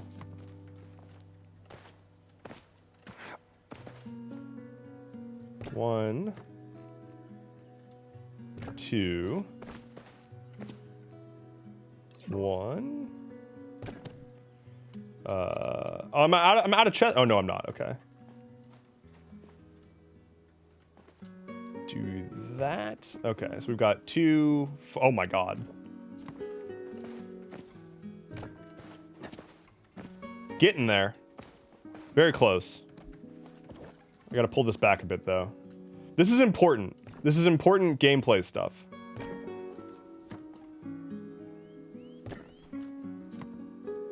Okay, there's that.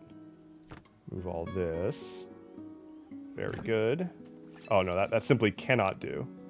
Ooh, I got money. Okay. Put this here. Okay, this is, precarious.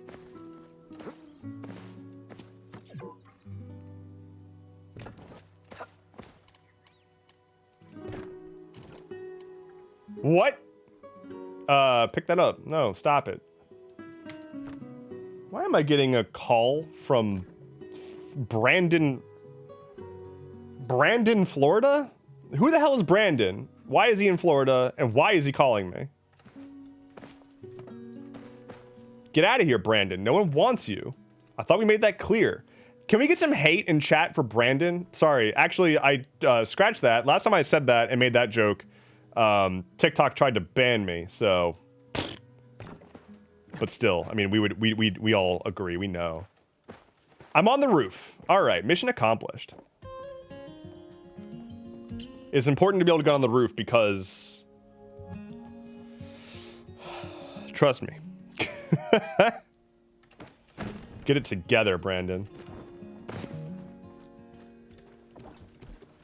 All right, now I can put away this last chest. Got some money. Now I can go buy butter. Open mailbox. Zeki, give me your coin. Excellent. Okay, I'm gonna go buy butter and then we're gonna make sheph's pie. Wish you could put stuff on the roof. Yeah. Oh, Brandon. Let's go, Brandon. maybe that's the Brandon that they're talking about. Oh, hi, bud. Y'all want to see some good Flynn?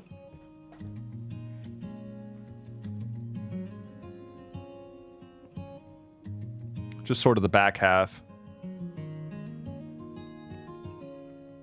But it's right there. Right there is where the good Flynn is. It's pretty good.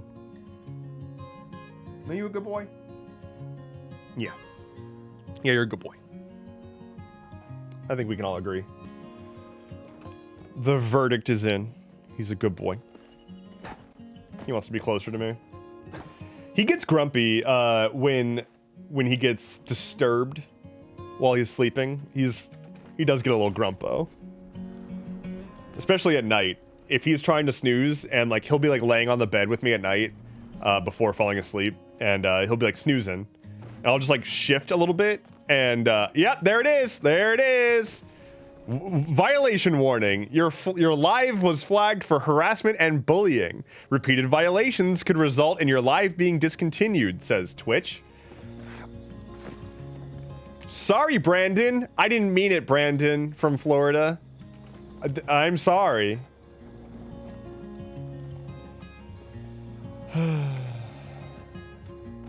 Content creation. Ooh, Valley Sunrise side table. Seems a bit broken. Yep. I mean, I was banned for a week before. Adonis, thank you for the earth. Appreciate it. Oh, I need to buy butter. Anyway, I was saying something before I got that warning, but I already forgot. Howdy from Texas. Hello, Wolf Pup. How's it going?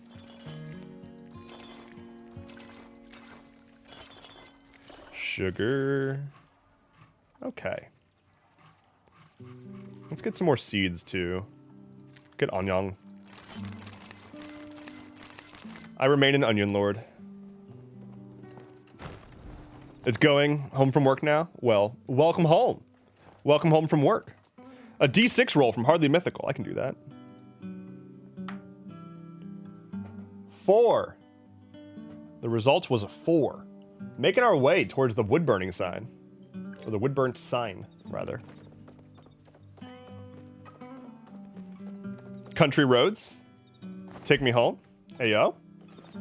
Dinah says, country roads. I just got back. I think I missed TikTok shenanigans, which is honestly expected. Yeah, I got a spam call from Brandon, Florida, and I can't repeat what I said, but I made a very lightweight joke with the word hate in it, and got a violation flag from TikTok. I requested jokingly that the folks who are using the chat function make statements of disapproval towards a theoretical imaginary person whose name aligns with the location from Florida that was spam calling me. And that was apparently enough to trigger the you're bullying people AI. So I'm gonna cook. We have to cook Jesse. Okay, but I also need to do some interior decoration. I did just get a good valley table, so let's take a look at that. Because, like, look at this. Like, I don't know what to do right now. I've got... Okay, here's the thing. Help me. Somebody help. This room is cute as fuck, right? I think we can agree this is fucking cute. Like, look at these walls. The blue painted wood is adorbs. I like it. I also hate... I don't know what to do with it. I've got a good table now, which is, like, wonderful, and I guess I can put that, like, here? Right? Like, that's cool. And, like, maybe I can, like, put, like, this big planter on it? Like that? Is that bad? In the window? Because, like, you can see it through the window, I think. Yeah, like, that's kind of rad, right? But... Huh. I don't like... It just... Wouldn't put that right in the window, in front of the window, maybe next to it. The planter or the table? Like, do you think that it should be like that? It's a freestander? Oh, like the plant should just be on the ground? I have a smaller plant.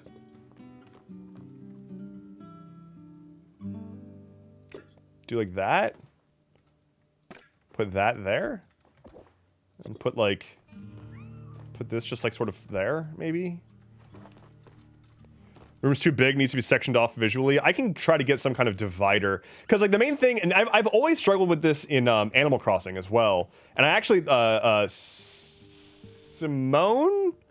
I forget her name, but there was a person at Polygon who did a really great video explaining, like, why Animal Crossing interior design can feel so hard. And it's because it forces you to, like, learn to do things like not just put everything up against the wall, right? Like, I should have this couch does not need to be up against the wall. It can be like a dividing thing, right? Like I could maybe even use it to like sort of visually edge here, like that.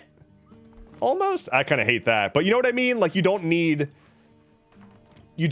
to have everything against the wall. You can make like little cozy segments using furniture.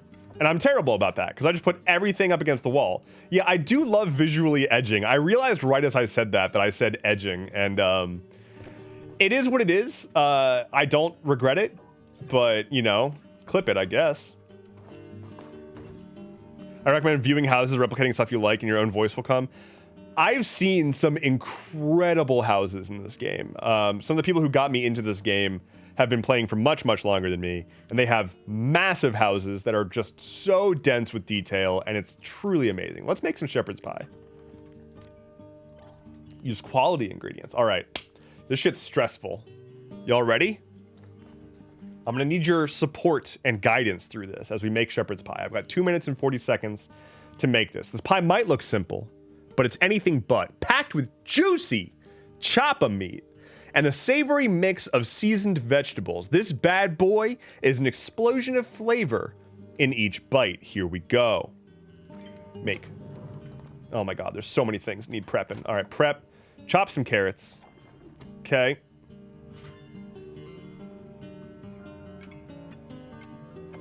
I'm gonna do the choppa meat next, actually, because you have to also saute the choppa meat. Chop that up. Oh, that's some slow chopping. There's some deliberate chopping. Come over here. Let's cook that up. Oh, I can't do this here choppa. I need herbed butter first. Wait. All right. Oh, but I can't make the herbed butter because I got to chop the herbs. Oh my God. God, the tech tree. The tech tree. I'm telling you. I gotta get all the spell components if I want to make herbed butter.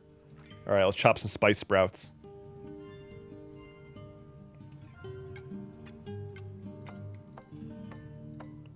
Come on, chop them.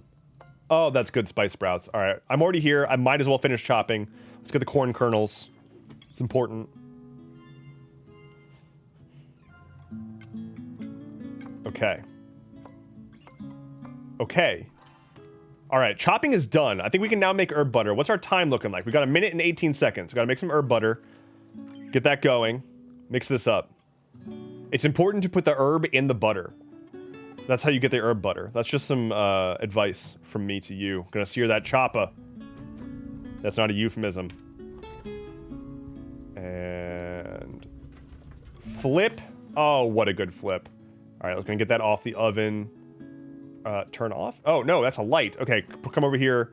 Add ingredient. Add ingredient. Add ingredient. Boom. Gold star. 3 times shepherd's pie.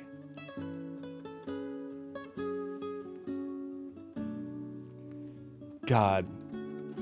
It's really just incredible what I'm able to accomplish when I put my mind to a task. Chapa asada tacos? Hey, yo. What else we got here? Macaroon. Ramen, fish stew, creamy carrot soup. Crab pot pie, though. I need a crab. I don't have a crab. Huh. That's rough. Let's do chapa asada tacos. Let's do it. Oh, wow. Okay. Prep. Chop some onions. I like my onigiri just sitting in that shelf there. Gotta have an onigiri shelf. Prep some meat. Sylvia says, I just realized one room is empty. I mean, both rooms have like some stuff, but neither room is really fleshed out. No! Okay. Chopped spice sprouts. I'm so far behind on my cooking skill.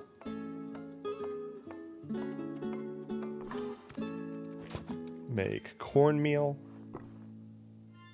My house, not yours? Oh. Well, you didn't contextualize. You just said, I just realized one room is empty. What am I supposed to know? Or think? Add ingredient.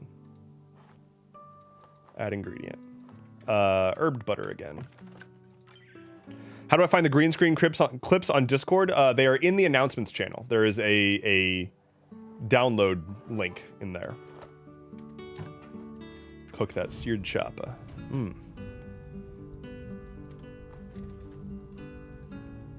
All right. All right now. Beautiful. Beautiful. Wonderful. Add ingredient. Mmm. Chapa asada tacos. I didn't get gold star though. That's a bummer. Mmm. We do love shepherd's pie though. Oh, I need to plant stuff. Put that. No. Okay. Put all this here. Y'all, I'm excited for tomorrow. For reasons. But in general. I'm also excited for today. Are y'all excited for today? Today's pretty good.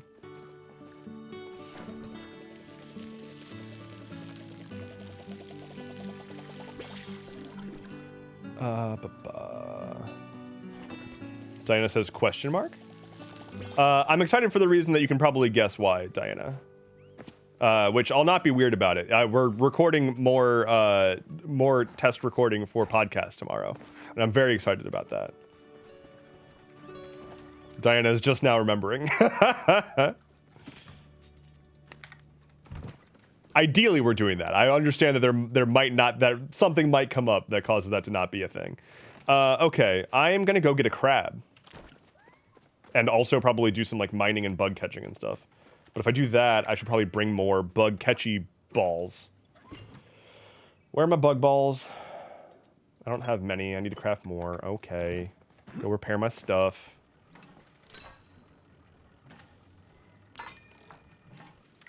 Okay. And now craft some bug balls. Ammo. Sneaky bomb.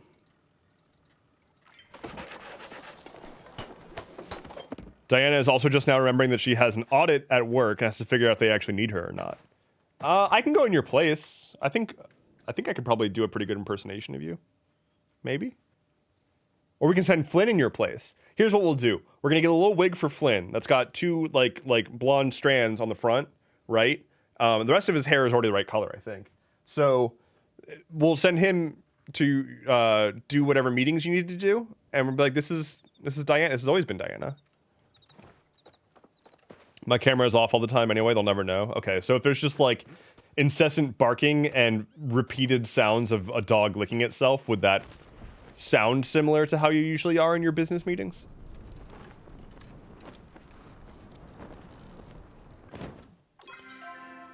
All right, where's stables? Okay.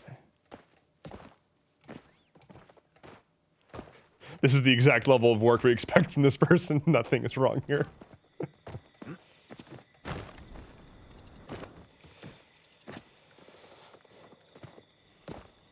Okay. I still have this violation warning on my TikTok stream. I'm gonna go ahead and X that out. Okay. God, violation. You said a mean word, kind of. Seth says, "Hey, Dev, like the furnished room?" Well, thank you. I made it myself with a tool. It was great. I did it. Finally, we're out of music. Oh no. Digital vibes or synthwave vibes? Let's do digital. We did synthwave like twice in a row. We'll do digital vibes.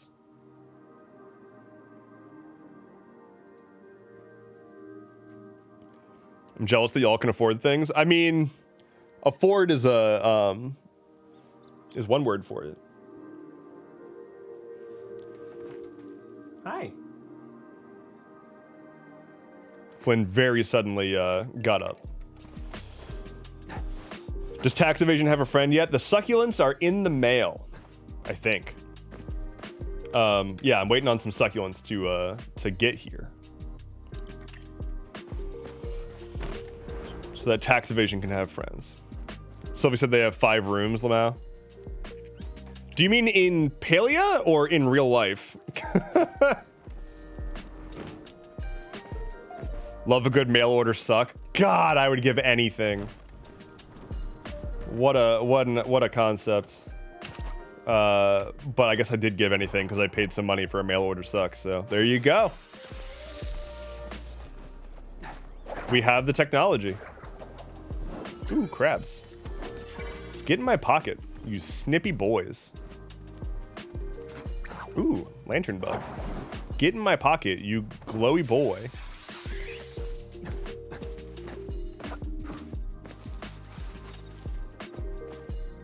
Oh, damn, I didn't realize you could throw stuff while you're jumping. That's rad.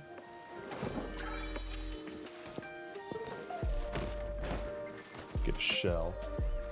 Get more shell.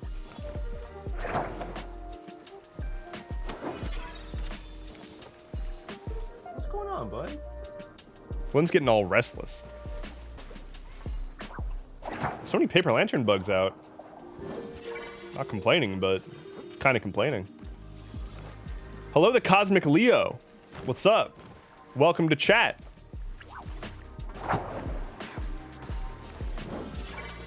Just how cosmic are you? Hey, yo. Get in my pocket. Thank you, Crab. Hello. Join the club. All of it. You have you encompass all of the cosmos. That's pretty impressive. Where do you keep it?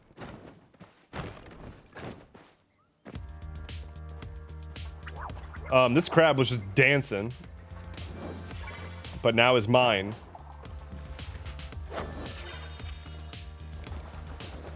So many buggins.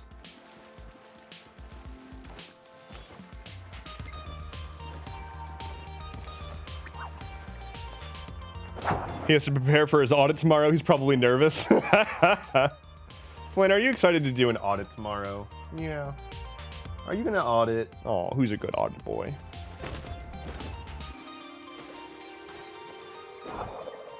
In my soul and vessel. Yo, damn. Hey, yo. I want a vessel.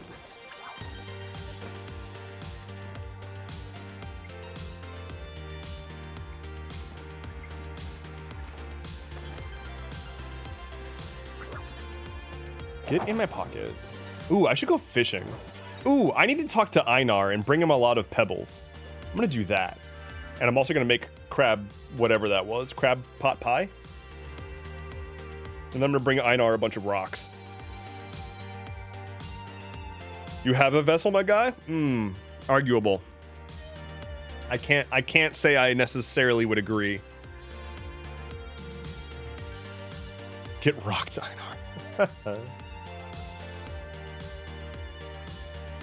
Y'all, I made a whole list of topics that I wanted to talk about on stream today and then forgot to address it. Well, oh well.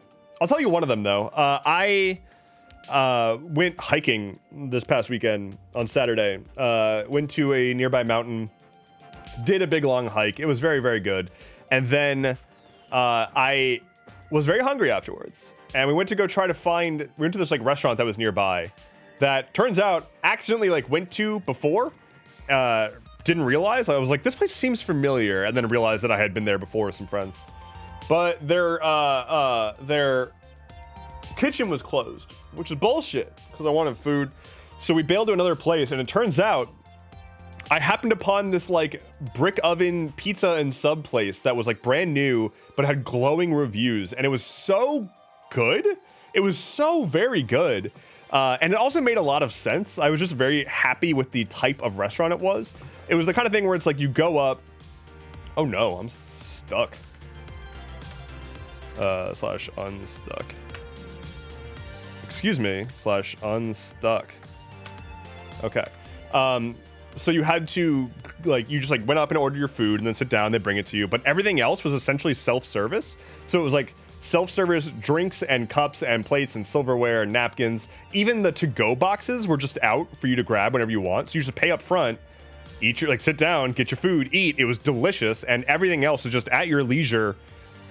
Go do all the things. And it was just like, I'm here for it. I am so tired of trying to get the attention of beleaguered waiters who are like serving way too many tables because they're way too underpaid, and I have to be like, I have these various needs, or like I really want to get moving, and now I have to like flag someone down to get my bill or whatever. Like I hate that. I want to eat my food and I want to leave when I'm ready, and very much appreciate that approach. Shopping. Come back here, add ingredient. Oh my gosh, I'm running out of time. Oh, mashing that add ingredient button. Okay, we good. Right under the wire. I got just a pot pie with a crab claw on top. Did a great job. Beleaguered, great vocab word. I agree. Put all that away. What did I say I was going to do? I was going to bring Einar rocks. So I've got a lot of rocks for Einar. Because I'm rock hard for Einar. Where are they? Are they under... Nope. Nope. Nope. Aha! Pebble, pebble, pebble, pebble, pebble, pebble. Cool.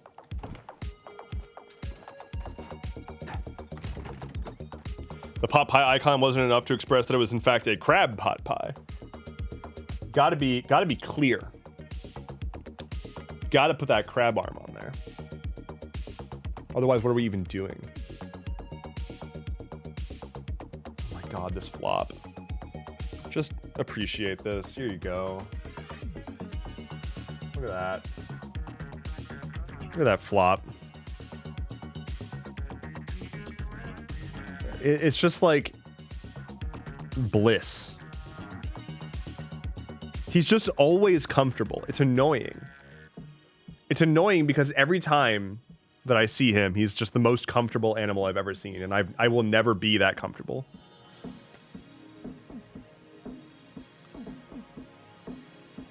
What's going on, bud? The ear. You should see, I need to get this on camera for you all, because when he goes for a walk, I need to not say that word too loud. When he goes for a W-A-L-K, his ears will just like flop like this as he's trotting. And it's so good. I absolutely love watching it. I'll just like sit there and be like, look at the ears! Just fawning over my dog. Endearing Teacup says, hello, it's me, the Teacup. How are y'all doing on this beautiful day? Doing pretty good. Doing pretty good. Had some tea, which was nice. Now playing some Palia, which is nice. Gonna go bring Einar some stones, which is nice. And I got furniture. Which is nice. So, lots of nice stuff today. It's a nice day. My partner has a collie and her ears are so floppy. I love it. I love collies. It's so cute. Dev really beat a dog dad fawning over his puppo companion. I fawn over this animal. That's a lot of copper. I constantly fawn over this dog. I will just sit there and like stare at him and smile while he's just like sleeping. He'll be like snoring. I'll be like, he's snoring. I'll be so happy. Cooking Maiden with the pumpkin spice and the gamepad. Thank you so much. Hello. I hope you're doing very well over on TikTok. Good to see you. Good to see you. I hope that you are cooking up something good for all of the travelers that need the tasty food. Reminder to everybody, go follow Cooking Maiden on TikTok, by the way. Very, very calming, very peaceful, always lovely. Hydrate, I can do that. Ooh.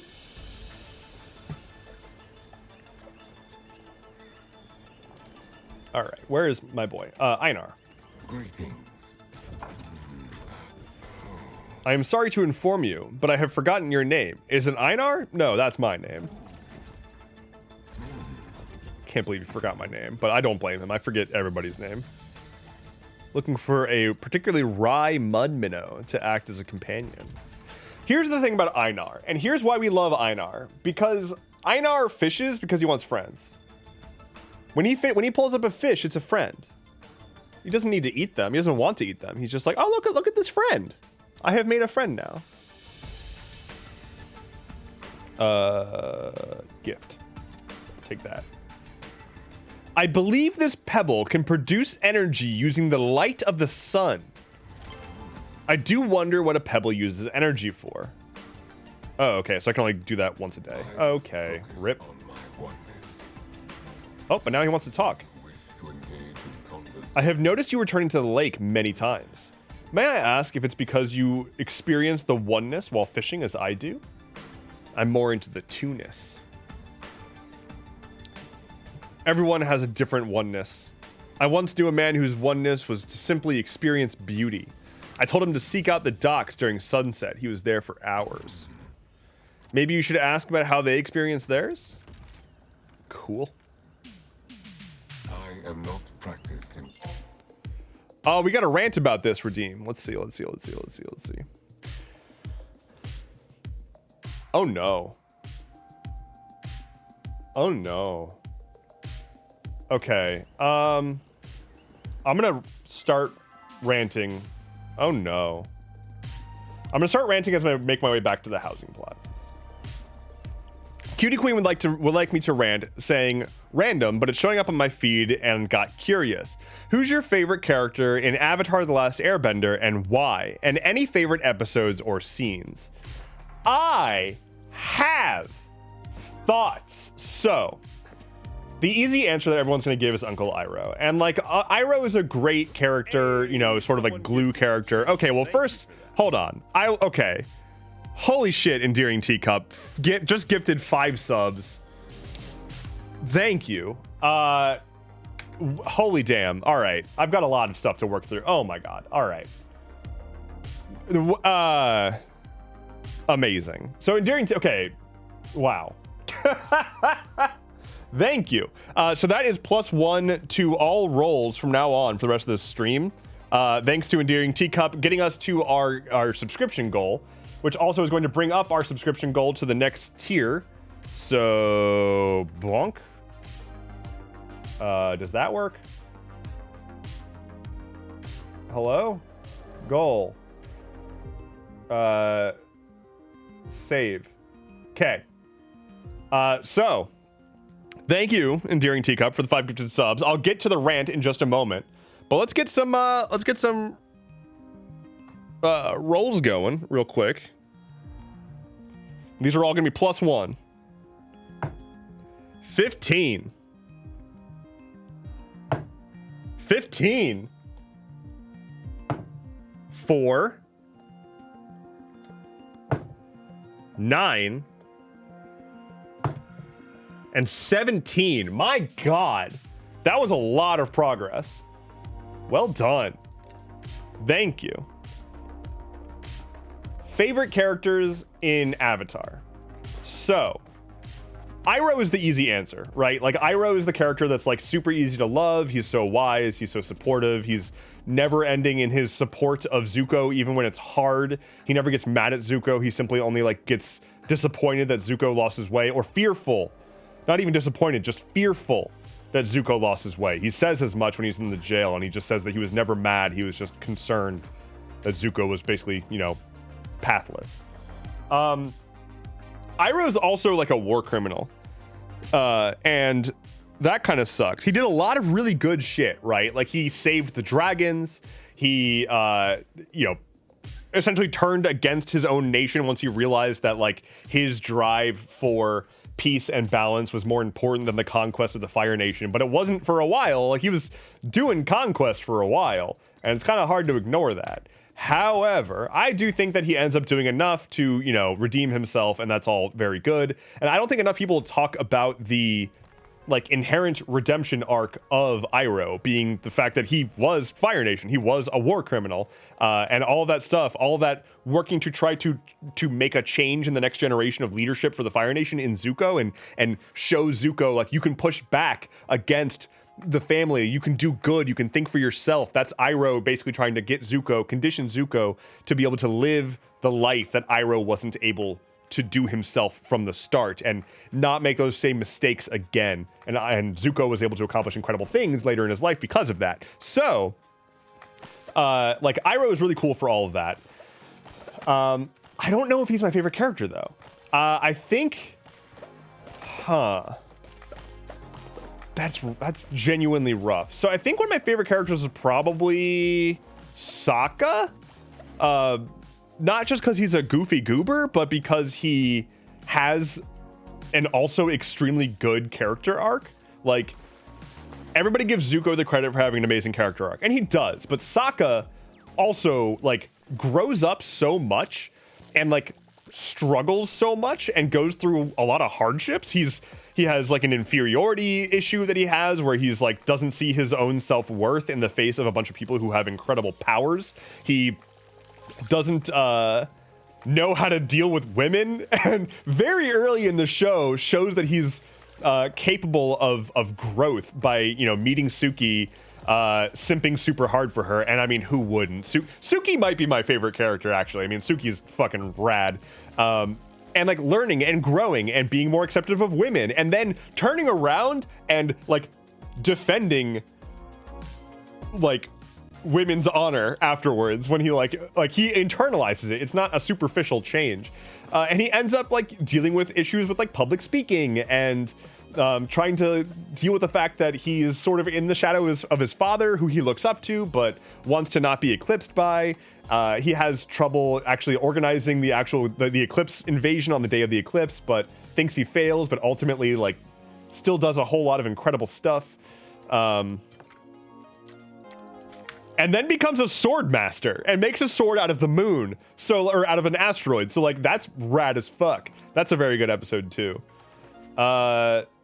The best episodes though, I think, are pretty much just like the late stage season 3 episodes where like Zuko, like all the Zuko adventures are really good. Season 2 at large is just kind of mid, but I would say probably, oh god damn it, unstuck. I would say probably Sokka, Suki. Oh well, okay. I don't know if you can count this. I don't know if this counts, but the answer to who's my favorite like Avatar universe character is Kyoshi. Like hands down, not even remotely a question. No contest. No one comes close to Kyoshi. The be gay, do crime Avatar. She is wonderful. She is stellar. She is perfect. She's got huge feet. She's very tall.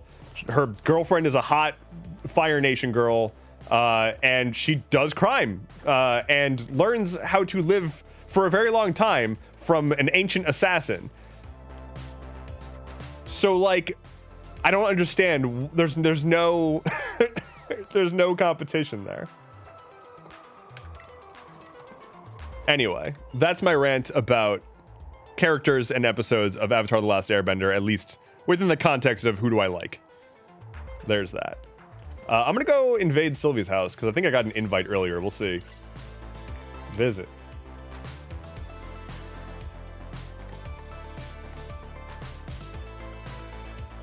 That's 2 dice rolls is what that's supposed to say. Okay. Puppet Master is my favorite episode where Katara learns to bloodbend. That's a pretty damn good episode. Pretty horrifying also. What do we got here? Let's inspect this house. I'm digging the fish. There's a lot of fish. Kind of having a staring contest. That's really good. I love that they're all having staring contests. Got the pallium bar. It's got some bugs. Oh, it's a nice bedroom. Okay, I'm digging it. I'm digging it. Witchy. We like witchy. Oh, the pumpkin room. Oh, that's a good pumpkin room. We like a pumpkin room. Is this the guest suite? This is where I sleep. I'm gonna sit on the bed. Can't stop me. You can't stop me from sitting on your bed.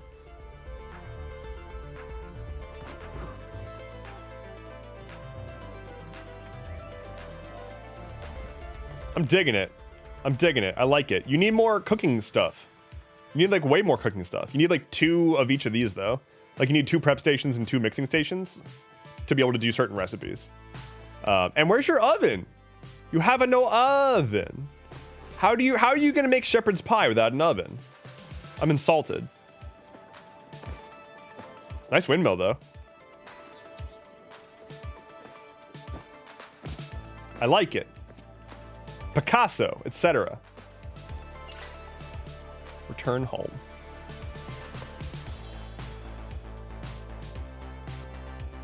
Catch 5 fish, ask around about oneness, see the docks in the evening. All right, I'll do that. I'll do some fishing.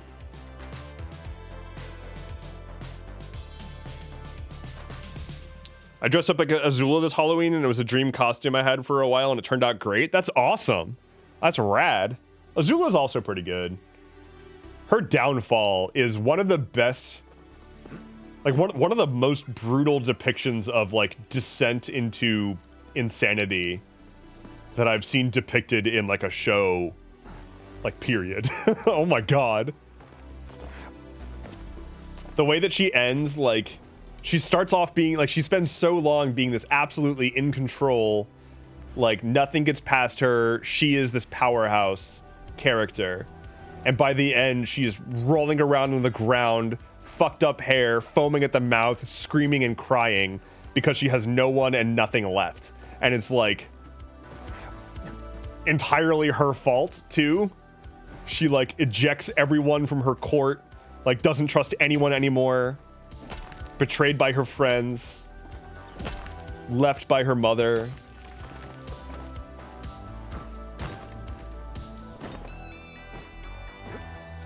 Who are your favorite artists? Devs, Picasso, etc. What can I say? Picasso sure does have art.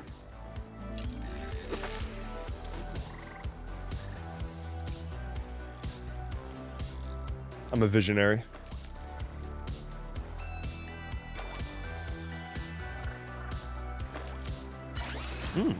Fish.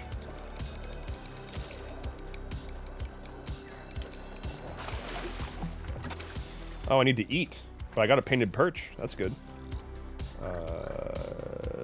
Shep's pie.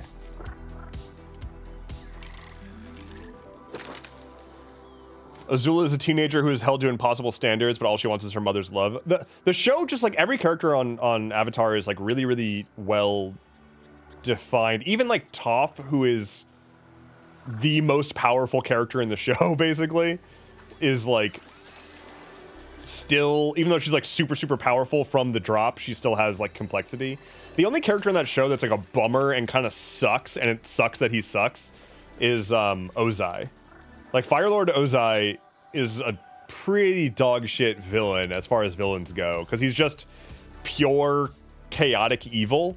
He's just unbridled. I just want to take over the world with destruction and rise above and be the supreme ruler of everything. Like, all right.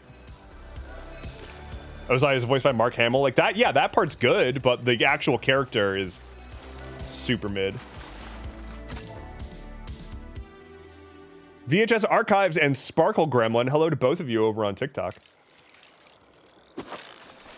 I've got a fishing friend over here, and she's got cute puffs and a skirt. Very good. Is that a dress? I guess that's a dress, huh? The boots are good too. The fit is good.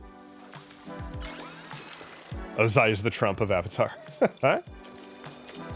Ozai is stronger and smarter than Trump, but yeah, basically.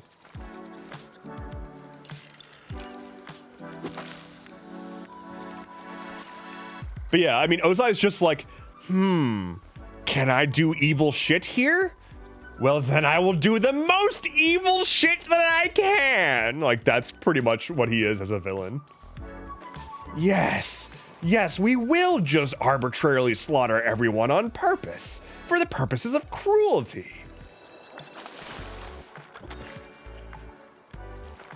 I like that, like, there's a scene towards the end of the show where Zuko is like, you know, back in the good graces of Ozai and is like at the war meeting or whatever.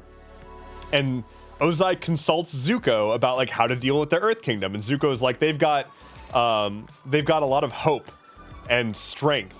And Ozai's like, yeah, you're right. We have to crush their hope. And then he like stands up and announces his plans to become supreme ruler of the world. And like all of his generals are just like, yes, well done.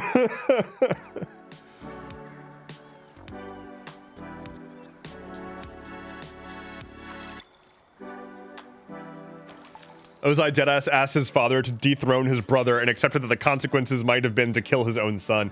Ozai then turns around and plots with his wife to murder his father and blame it on his wife, who gets exiled. Or rather, plans to do it, and then his wife got involved and was like, hey, maybe don't kill our literal son, and instead, I'll kill your dad and run away.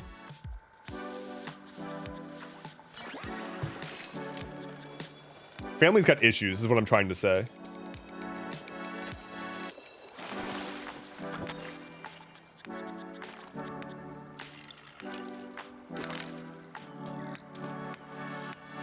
Man, fishing is a vibe.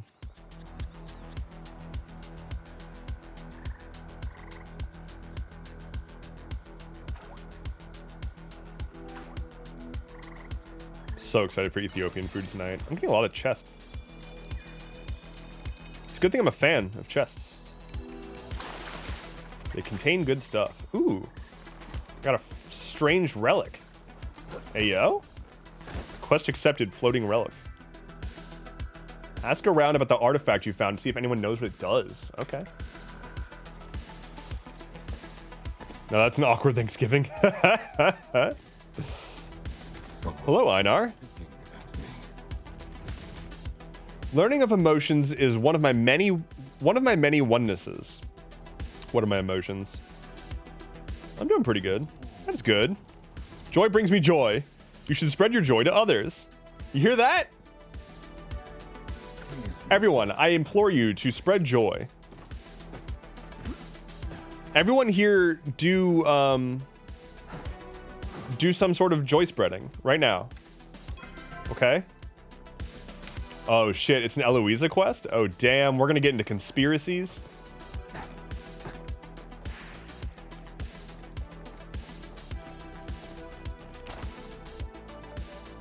It's not the chest that matters, is what's inside that counts. I mean, sometimes the chest matters. I like a big, well-constructed chest. When will you tell me about your underground? Salutations. Do you know what this is? What do we have here? Seems to be a premium fish freshener upper. Wait, fish freshener upper. Someone has placed this doohickey in the water to make the fish more succulent. This is very concerning. Wait, what? Why is it concerning? If our fish become more succulent, it will attract more tourism. And who wants to deal with tourists? Such a hassle. Okay. What do you know about oneness? It refers to the end state of the world where all men, women, children, animals, and objects are compressed together and become one. I don't think that's true. What's your favorite cryptid? Me. I'm a cryptid. You'll have to check out my OnlyHands for my joy spreading pay-per-views. Okay.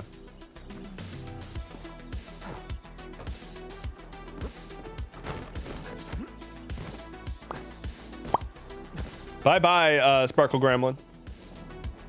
Zeki. Talk to me, Zeki. Working hard or hardly working? Do you know what this is? Never seen it. Why? I was hoping it would make fish tastier. Ask Einar? Okay. What's the oneness?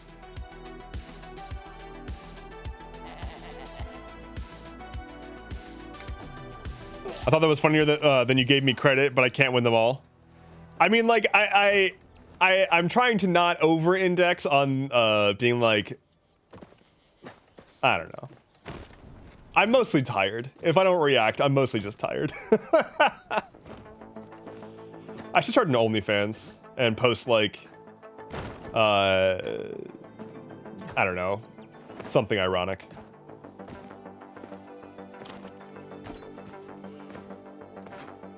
By that I mean I'm not going to start an OnlyFans. I already have a Patreon anyway. I already have a Patreon, and worse, I already have like way too many ways for people to financially support me, and then I feel bad about that because I'm like, there's so many ways that people can support me. It's too confusing. Pictures of tufted tists and blue-footed boobies. Hell yeah. Birds are great. Can we get some hype in chat for birds? Just sort of at large.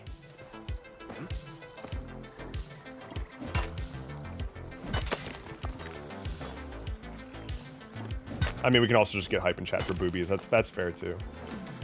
Ooh. Sundrop Lily.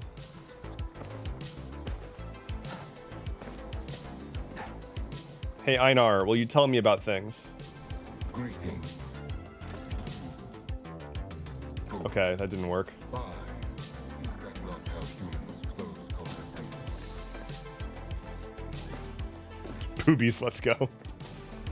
It's pretty great. What a blessing.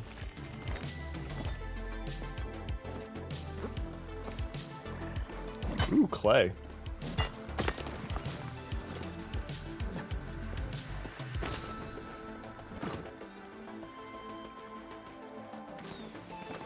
The number of people that I've gotten asking for my sources, by the way. Sorry, this just popped back into my head.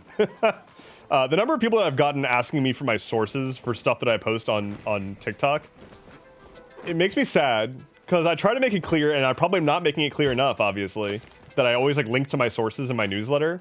But again, with the whole like, it's hard to get people to go look anywhere else. I don't know. I keep getting a lot of people being like, where are you getting your sources for this stuff? Because I don't trust it. And it's like, I don't know what to tell you, dog. It's the most boring possible sources. like Associated Press and shit.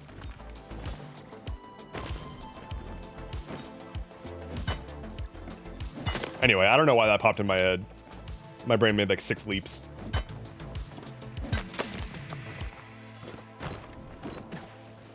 God, what was I had a thing yesterday that like my brain went down this wild ass like rabbit hole of epiphanies and realizations. I've been doing that a lot. Ever since I got my ADHD diagnosis, I've just been like having a lot of processing happen and realizations that have been very shocking and pretty difficult in some cases. And I had one the other night about women and like why I was so confused about women growing up and like how to interact with them. Oh, I think I was wondering, I'm curious. Actually, okay, this is a great question. People with siblings of the opposite gender or just a different gender, did having a sibling who wasn't your gender help you understand that gender, or at least demystify it a bit, or defang it a bit? Because I grew up with a brother, and I had a bunch of cousins, most of whom are men, and most of whom I didn't really like spend a lot of time with still. So it was really just like my brother and a bunch of like dude cousins that I would see every now and then. And a lot of my friends were dudes at first, at least. And I really didn't have any like girls in my life that were like anywhere near my age for a long time. I had like girls that were friends later on into like middle school and high school, but especially when I was younger, I legitimately at one point was like, what do girls do for fun? Like, what do girls do in their free time? I can't even imagine what that looks like. And so like women and girls were just like a completely foreign concept to me, and I had no idea. And like it took me a long time to realize like they're just people, but like that's just not how it was to me.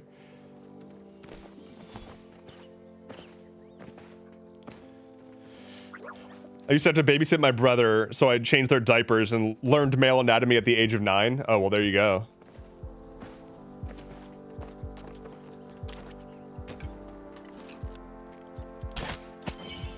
I think as somebody who is neurodivergent, I overemphasized media in my RSD. Yeah, the way I described it was that like I was essentially just emulating things that I saw and not understanding them. So like I was essentially just like emulating rom-coms, because that was like the biggest influence I had for how relationships were supposed to work. And so I was just so weird about like I couldn't just casually approach somebody. It was like very binary, like either we are friends or we are romantically engaged, and there's no in between. And the way that you go to the romantically engaged part is like some big romantic gesture, or like your first date has to be like taking them out to dinner, and like that's how you even begin seeding the idea of having a romantic relationship, is like you have to have like a big official date. It was just like so, everything was so like had to be like so official, and I cringe just thinking about some of the shit that I did when I was younger, attempting to like younger me would probably have like described it as like courting, and like that's weird, right? Like that's weird. That's not how it works. That's not anything. And I don't know. I guess again, this kind of comes from this perspective of like, oh, hey, that was probably the ADHD or like the neurodivergence of me not understanding like how human to human relationships work, and trying to role play or act how I think I'm supposed to without knowing why. And it didn't work, because that's not how that works. And then when it didn't work and things went poorly, and I just was sad. But yeah, I mean, same thing for like, I mean, like I realized recently, like I identified what masking felt like recently, because like I didn't realize, I had always thought like my whole life I had put these words together in my head that it always felt like I was putting on an act whenever I was talking to people. Like I was keeping up a different version of myself. And I never realized that's fucking masking. Like, I just, I don't know.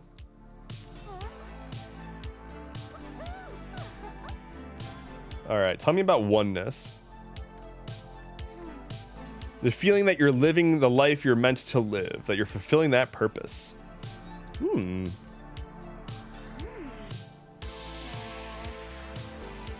Isn't archaeology your oneness? It's my path. Those are different? Okay. Interesting. Okay, bye. See the docks in the evening. All right, I'll go to the docks. It's almost evening. My cousins exposed me to toxic game culture. They had Halo and COD and realized the way men talk to each other is barbaric. Men are pretty brutal. I'm like a younger dev who is also 6 years his senior. Yeah, I don't know. Like, I was piecing it all together inaccurately for far too long before realizing that I needed to, like, wholly reevaluate my entire shit.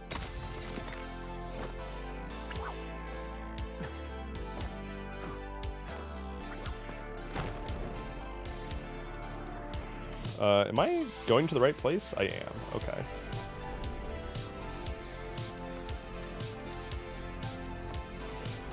I asked my sister for a disco ball traffic cone for Christmas because I have an affinity for borrowing both. I'm not sure what you mean there, Lolling Llama. I don't know if that's a euphemism or if that's literal. I'm a little confused. Seth says I'm very much a fellow traveler there, Dev. It's hard sometimes. It's hard to know, like, you don't know what to ask, you know? Like, you don't know what you don't know. And you don't know what everybody else inherently already knows that you were supposed to have figured out but didn't. And so how can you even solve that problem without bashing your head against the wall over and over until you eventually, hopefully, get it right?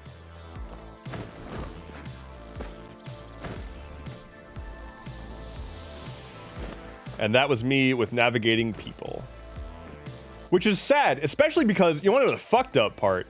Is I was always told by adults that I was, like, very mature for my age and so good at holding conversation for a kid and blah, blah, blah, blah. And it's like, thanks, I'm just emulating. Like, I'm one, being docile and approachable for you, and two, pretending. Like, this is an act. I don't actually care. I just want to make you happy because I'm a people pleaser.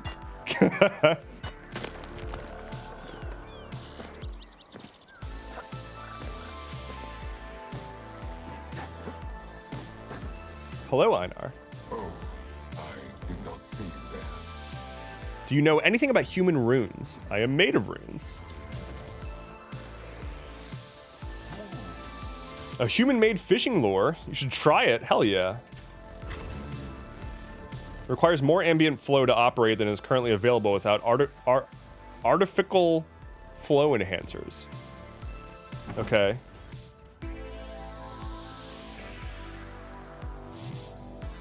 I promise to be nice to your little brother.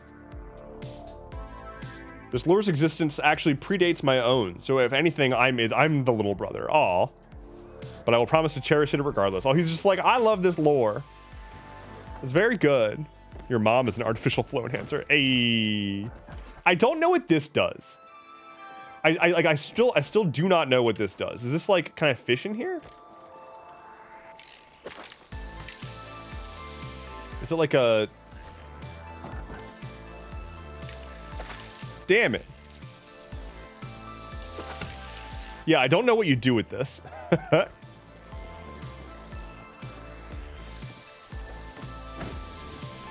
When I first started dating men, it generally consisted of teaching them emotional intelligence. It's exhausting to be so easy and resentful. It's exhausting and it's so easy to be resentful. Glad to see grown men changing. It's just like...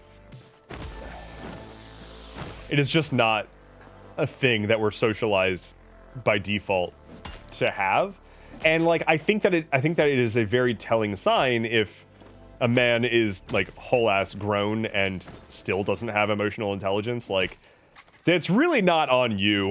And it was never on you to begin with. Like that's a self-exploration journey that people just need to go on. But like it's not typically from a place of malice. It's typically just from a place of improper socialization. Men are just so absolutely fucked with regards to socialization. I know women are too, absolutely, for sure, in a lot of different ways. But like, I don't think either one is particularly like. It's not a contest, obviously, but like at least in my experience, it's just everything is a competition. Everything is winner takes all. Everything is zero sum. You got to be on top. You can't show emotion. If you do show emotion, that's weakness, and also people will use it against you. And like none of that's true, right? Like strength is learning that that's all bullshit, and that buying into all of that is what weakness is. But like it takes a long time to get there. Do you wish to engage in fishing? I did what you asked. Did you experience the oneness? I found it admiring your lookout. We have a common oneness. How joyous. To celebrate our common oneness, you should take these fish I have collected. If you have trouble thinking up names for them, may I suggest Gil? Yeah, he names all of his fish Gil. I love it so much. Are you waiting to engage in a conversation closing ritual? It's unfortunate how men are socialized. I want better for my brothers. Yeah. Ooh, inventory full. Let's head home. I find it doubly tragic because I need the tools. I need those tools so much for my own health and for a partner. Yeah, like it takes a lot of time. It takes a lot of time and introspection. Ash wants a D6 roll. Okay. That's a 6. Oh, that's a 2. No, it was a 6. It landed on a 6. Hey, exploding dice. Exploding dice. 3. For a total of 9. Congrats. Okay. Sell stuff. And eat stuff.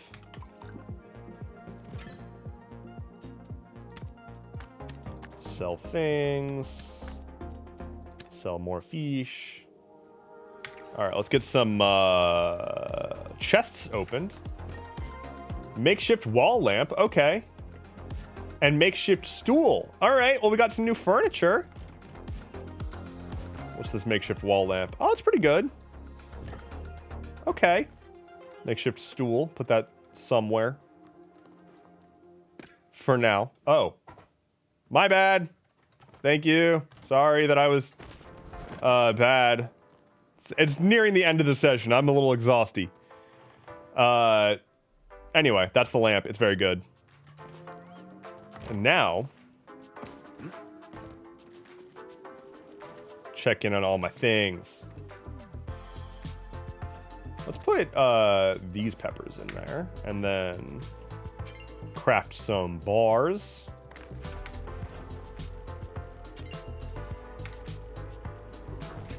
All right, open. Why do I still have the strange relic? I finished that quest. Stop glitching on me. All this stuff away. Oh, I am at full storage. I hate that. Guess I'll make another chest. Do I have room for another one? I don't know if I already have all of them placed or not, but we'll see. Aha. Okay. Cool. Put all this away. I want to call Dev a dork. I'm a dork, I guess. Clearly a dork, but is he a dweeb? I'm a dingus. We know this. This is understood. I'm a nerd and a dingus. I accept dork as well. Goober's pretty good. Goober's pretty good. Aw. Flynn's making a lot of sounds. Speaking of goobers. Are you making sounds? What's going on? Huh? What's going on? You trying to get love? Geek? I don't know about geek. Geek is fine. I don't know if it's quite there, but we'll see. Should I love on the dog for a little bit before closing up shop here? Close out on Paleo for a moment. Should I just kind of like pet the dog for a little bit and then wrap up? All right, because he's awake and he's a little bit he's clearly a little antsy. So let's pet the dog. Hey, Flynn. Oh, come here. Oh, come here. Oh, so good. Wow. Oh, my goodness. Flop the dog. Pet the boy. Oh my goodness. Oh my goodness. I'm getting bit. I'm getting bit by an animal. By a wild animal. Oh, who's your friend? Oh, who's your friend? Who's your friend? This is just how he plays. Whee! Oh my gosh. Oh my gosh. Whose dog is this? There's all these legs going everywhere. Getting belly rubs. Getting belly rubs.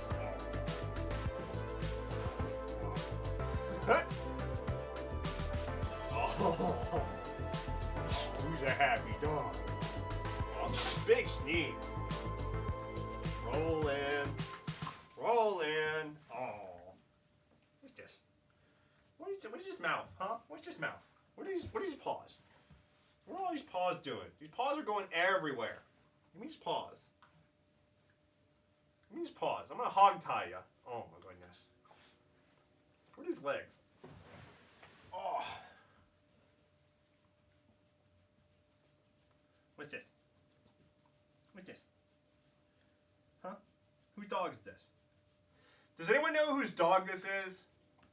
I don't know. I found a dog. I don't know what to do with it. Should I love it and cherish it and feed it? Keep him forever? Should I keep you forever? Yeah, should I keep you forever? He's like, yes. Yes. Yes, do that. Yes, do that. Keep me forever. What? You wanna go up on your bed? You wanna go up on your bed? Oh, he thinks we're gonna go do something now. He's like, don't touch me, we're going. What do you think I said? I've triggered the dog. I don't know what he thinks I said, but now he wants to go do stuff.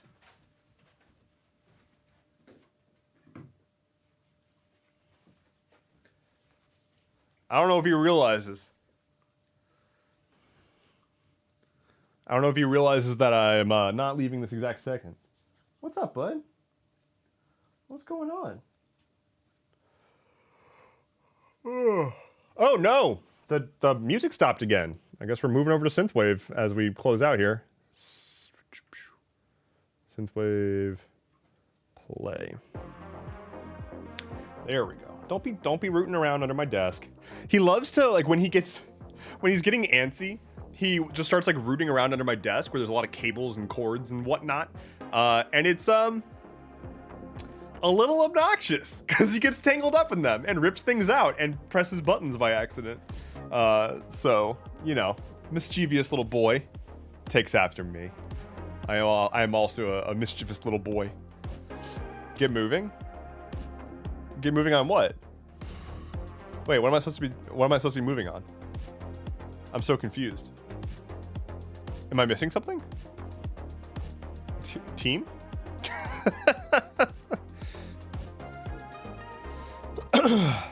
Has everybody had a good stream? Have you had a good time today? If I can't have your attentions, then your followers can't either. I know that I have had a good time. I hope that you have had a good time. We all love a good Flynn, and he was very snug all day today.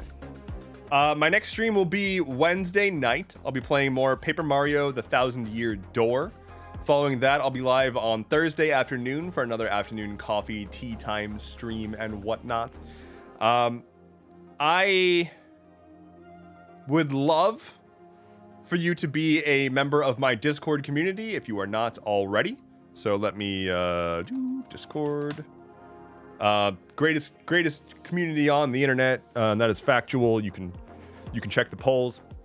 All the polls were conducted within my community just to make sure that it was all fair. But I think, you know, pretty much every poll has come out saying it's the greatest community ever. What else? Oh, announcements from the video that I posted on my YouTube channel for people who have not subscribed to my YouTube channel. Be sure to follow me on YouTube. I have a lot of YouTube channels, but I'm just going to be consolidating down to the main YouTube channel, and then also I've got my VODs channel as well. By the way, I have a VODs channel. It's at Endeavorance on YouTube. If you want to check out my VODs, it's there. So follow my YouTube channel. I'm going to be consolidating my stuff onto my one YouTube channel. I'm going to be doing new content in the space of tabletop gaming, as well as just like a little bit more varied gaming content every once in a while. I would like to be doing, or I'm hoping to be doing a couple of new styles of videos on my YouTube channel, where I'll just be doing sort of like just talking about stuff, going deep dives into subjects that I'm interested in, things that I think I can tell you about. I'm really looking forward to talking more about sort of the intersection of like consumer technology and like social liberation to a degree. I don't want to make it sound like super over ridiculous or anything, but there's essentially an entire realm of software and consumer software and whatnot, and just like engaging with computers and using the internet that is kind of gate kept, and I don't like that, and I really want to break that down and make some of the like deep nerd shit, things that like genuinely I think could improve your life, but maybe is a little bit confusing or hard to approach. I want to make videos that make those things easier for people to approach, such that they can benefit off of it greatly. I'm looking forward to that. So expect some new things from me. That's all gonna be on my YouTube channel. I think that's all I got to say right now at this moment. Yep. I'm gonna go get some Ethiopian food and feed this poor, look how sad. Look at this poor, sad animal. All right, look at this, just this absolute, just look at his face. He's like, I've never eaten anything in my entire life. Oh, I've got one last quick story actually, because you know, like, daylight savings is brutal on animals. Flynn last night, it was like, what time? I forget exactly when, but it was not really bedtime yet, but it was approaching it, and it was, you know, daylight savings, so it was like to him an hour past bedtime, and he was just like, why are we still up? What the fuck? Like, he was on the couch, like looking at me like, are we going to bed? Can we go to sleep now? Like, his eyes were like half asleep already, laying on the bed, like constantly trying to like get up, be like, are we gonna go to the bed? No, okay. Like, got back onto the couch. And then of course he's just like, where's my food? It's like an hour before he's gonna be fed, and he's like, where's my food? I'm hungry. Oh, now he's crying at me. I'm crying. All right, I'll take care of you. I'm being harassed by my stream anyway. Thank you all so incredibly much for your support. I absolutely love hanging out with you on these streams. I will see you on Wednesday. I'm going to close down my TikTok stream first. Goodbye, folks on TikTok. Thank you very much for hanging out. And for the folks on what's the app called? Twitch. For the folks on Twitch, thank you all so incredibly much for hanging out. I really appreciate you. Thank you for the gifted subs. Thank you for the everything. I will see you on Wednesday. Take care and be well.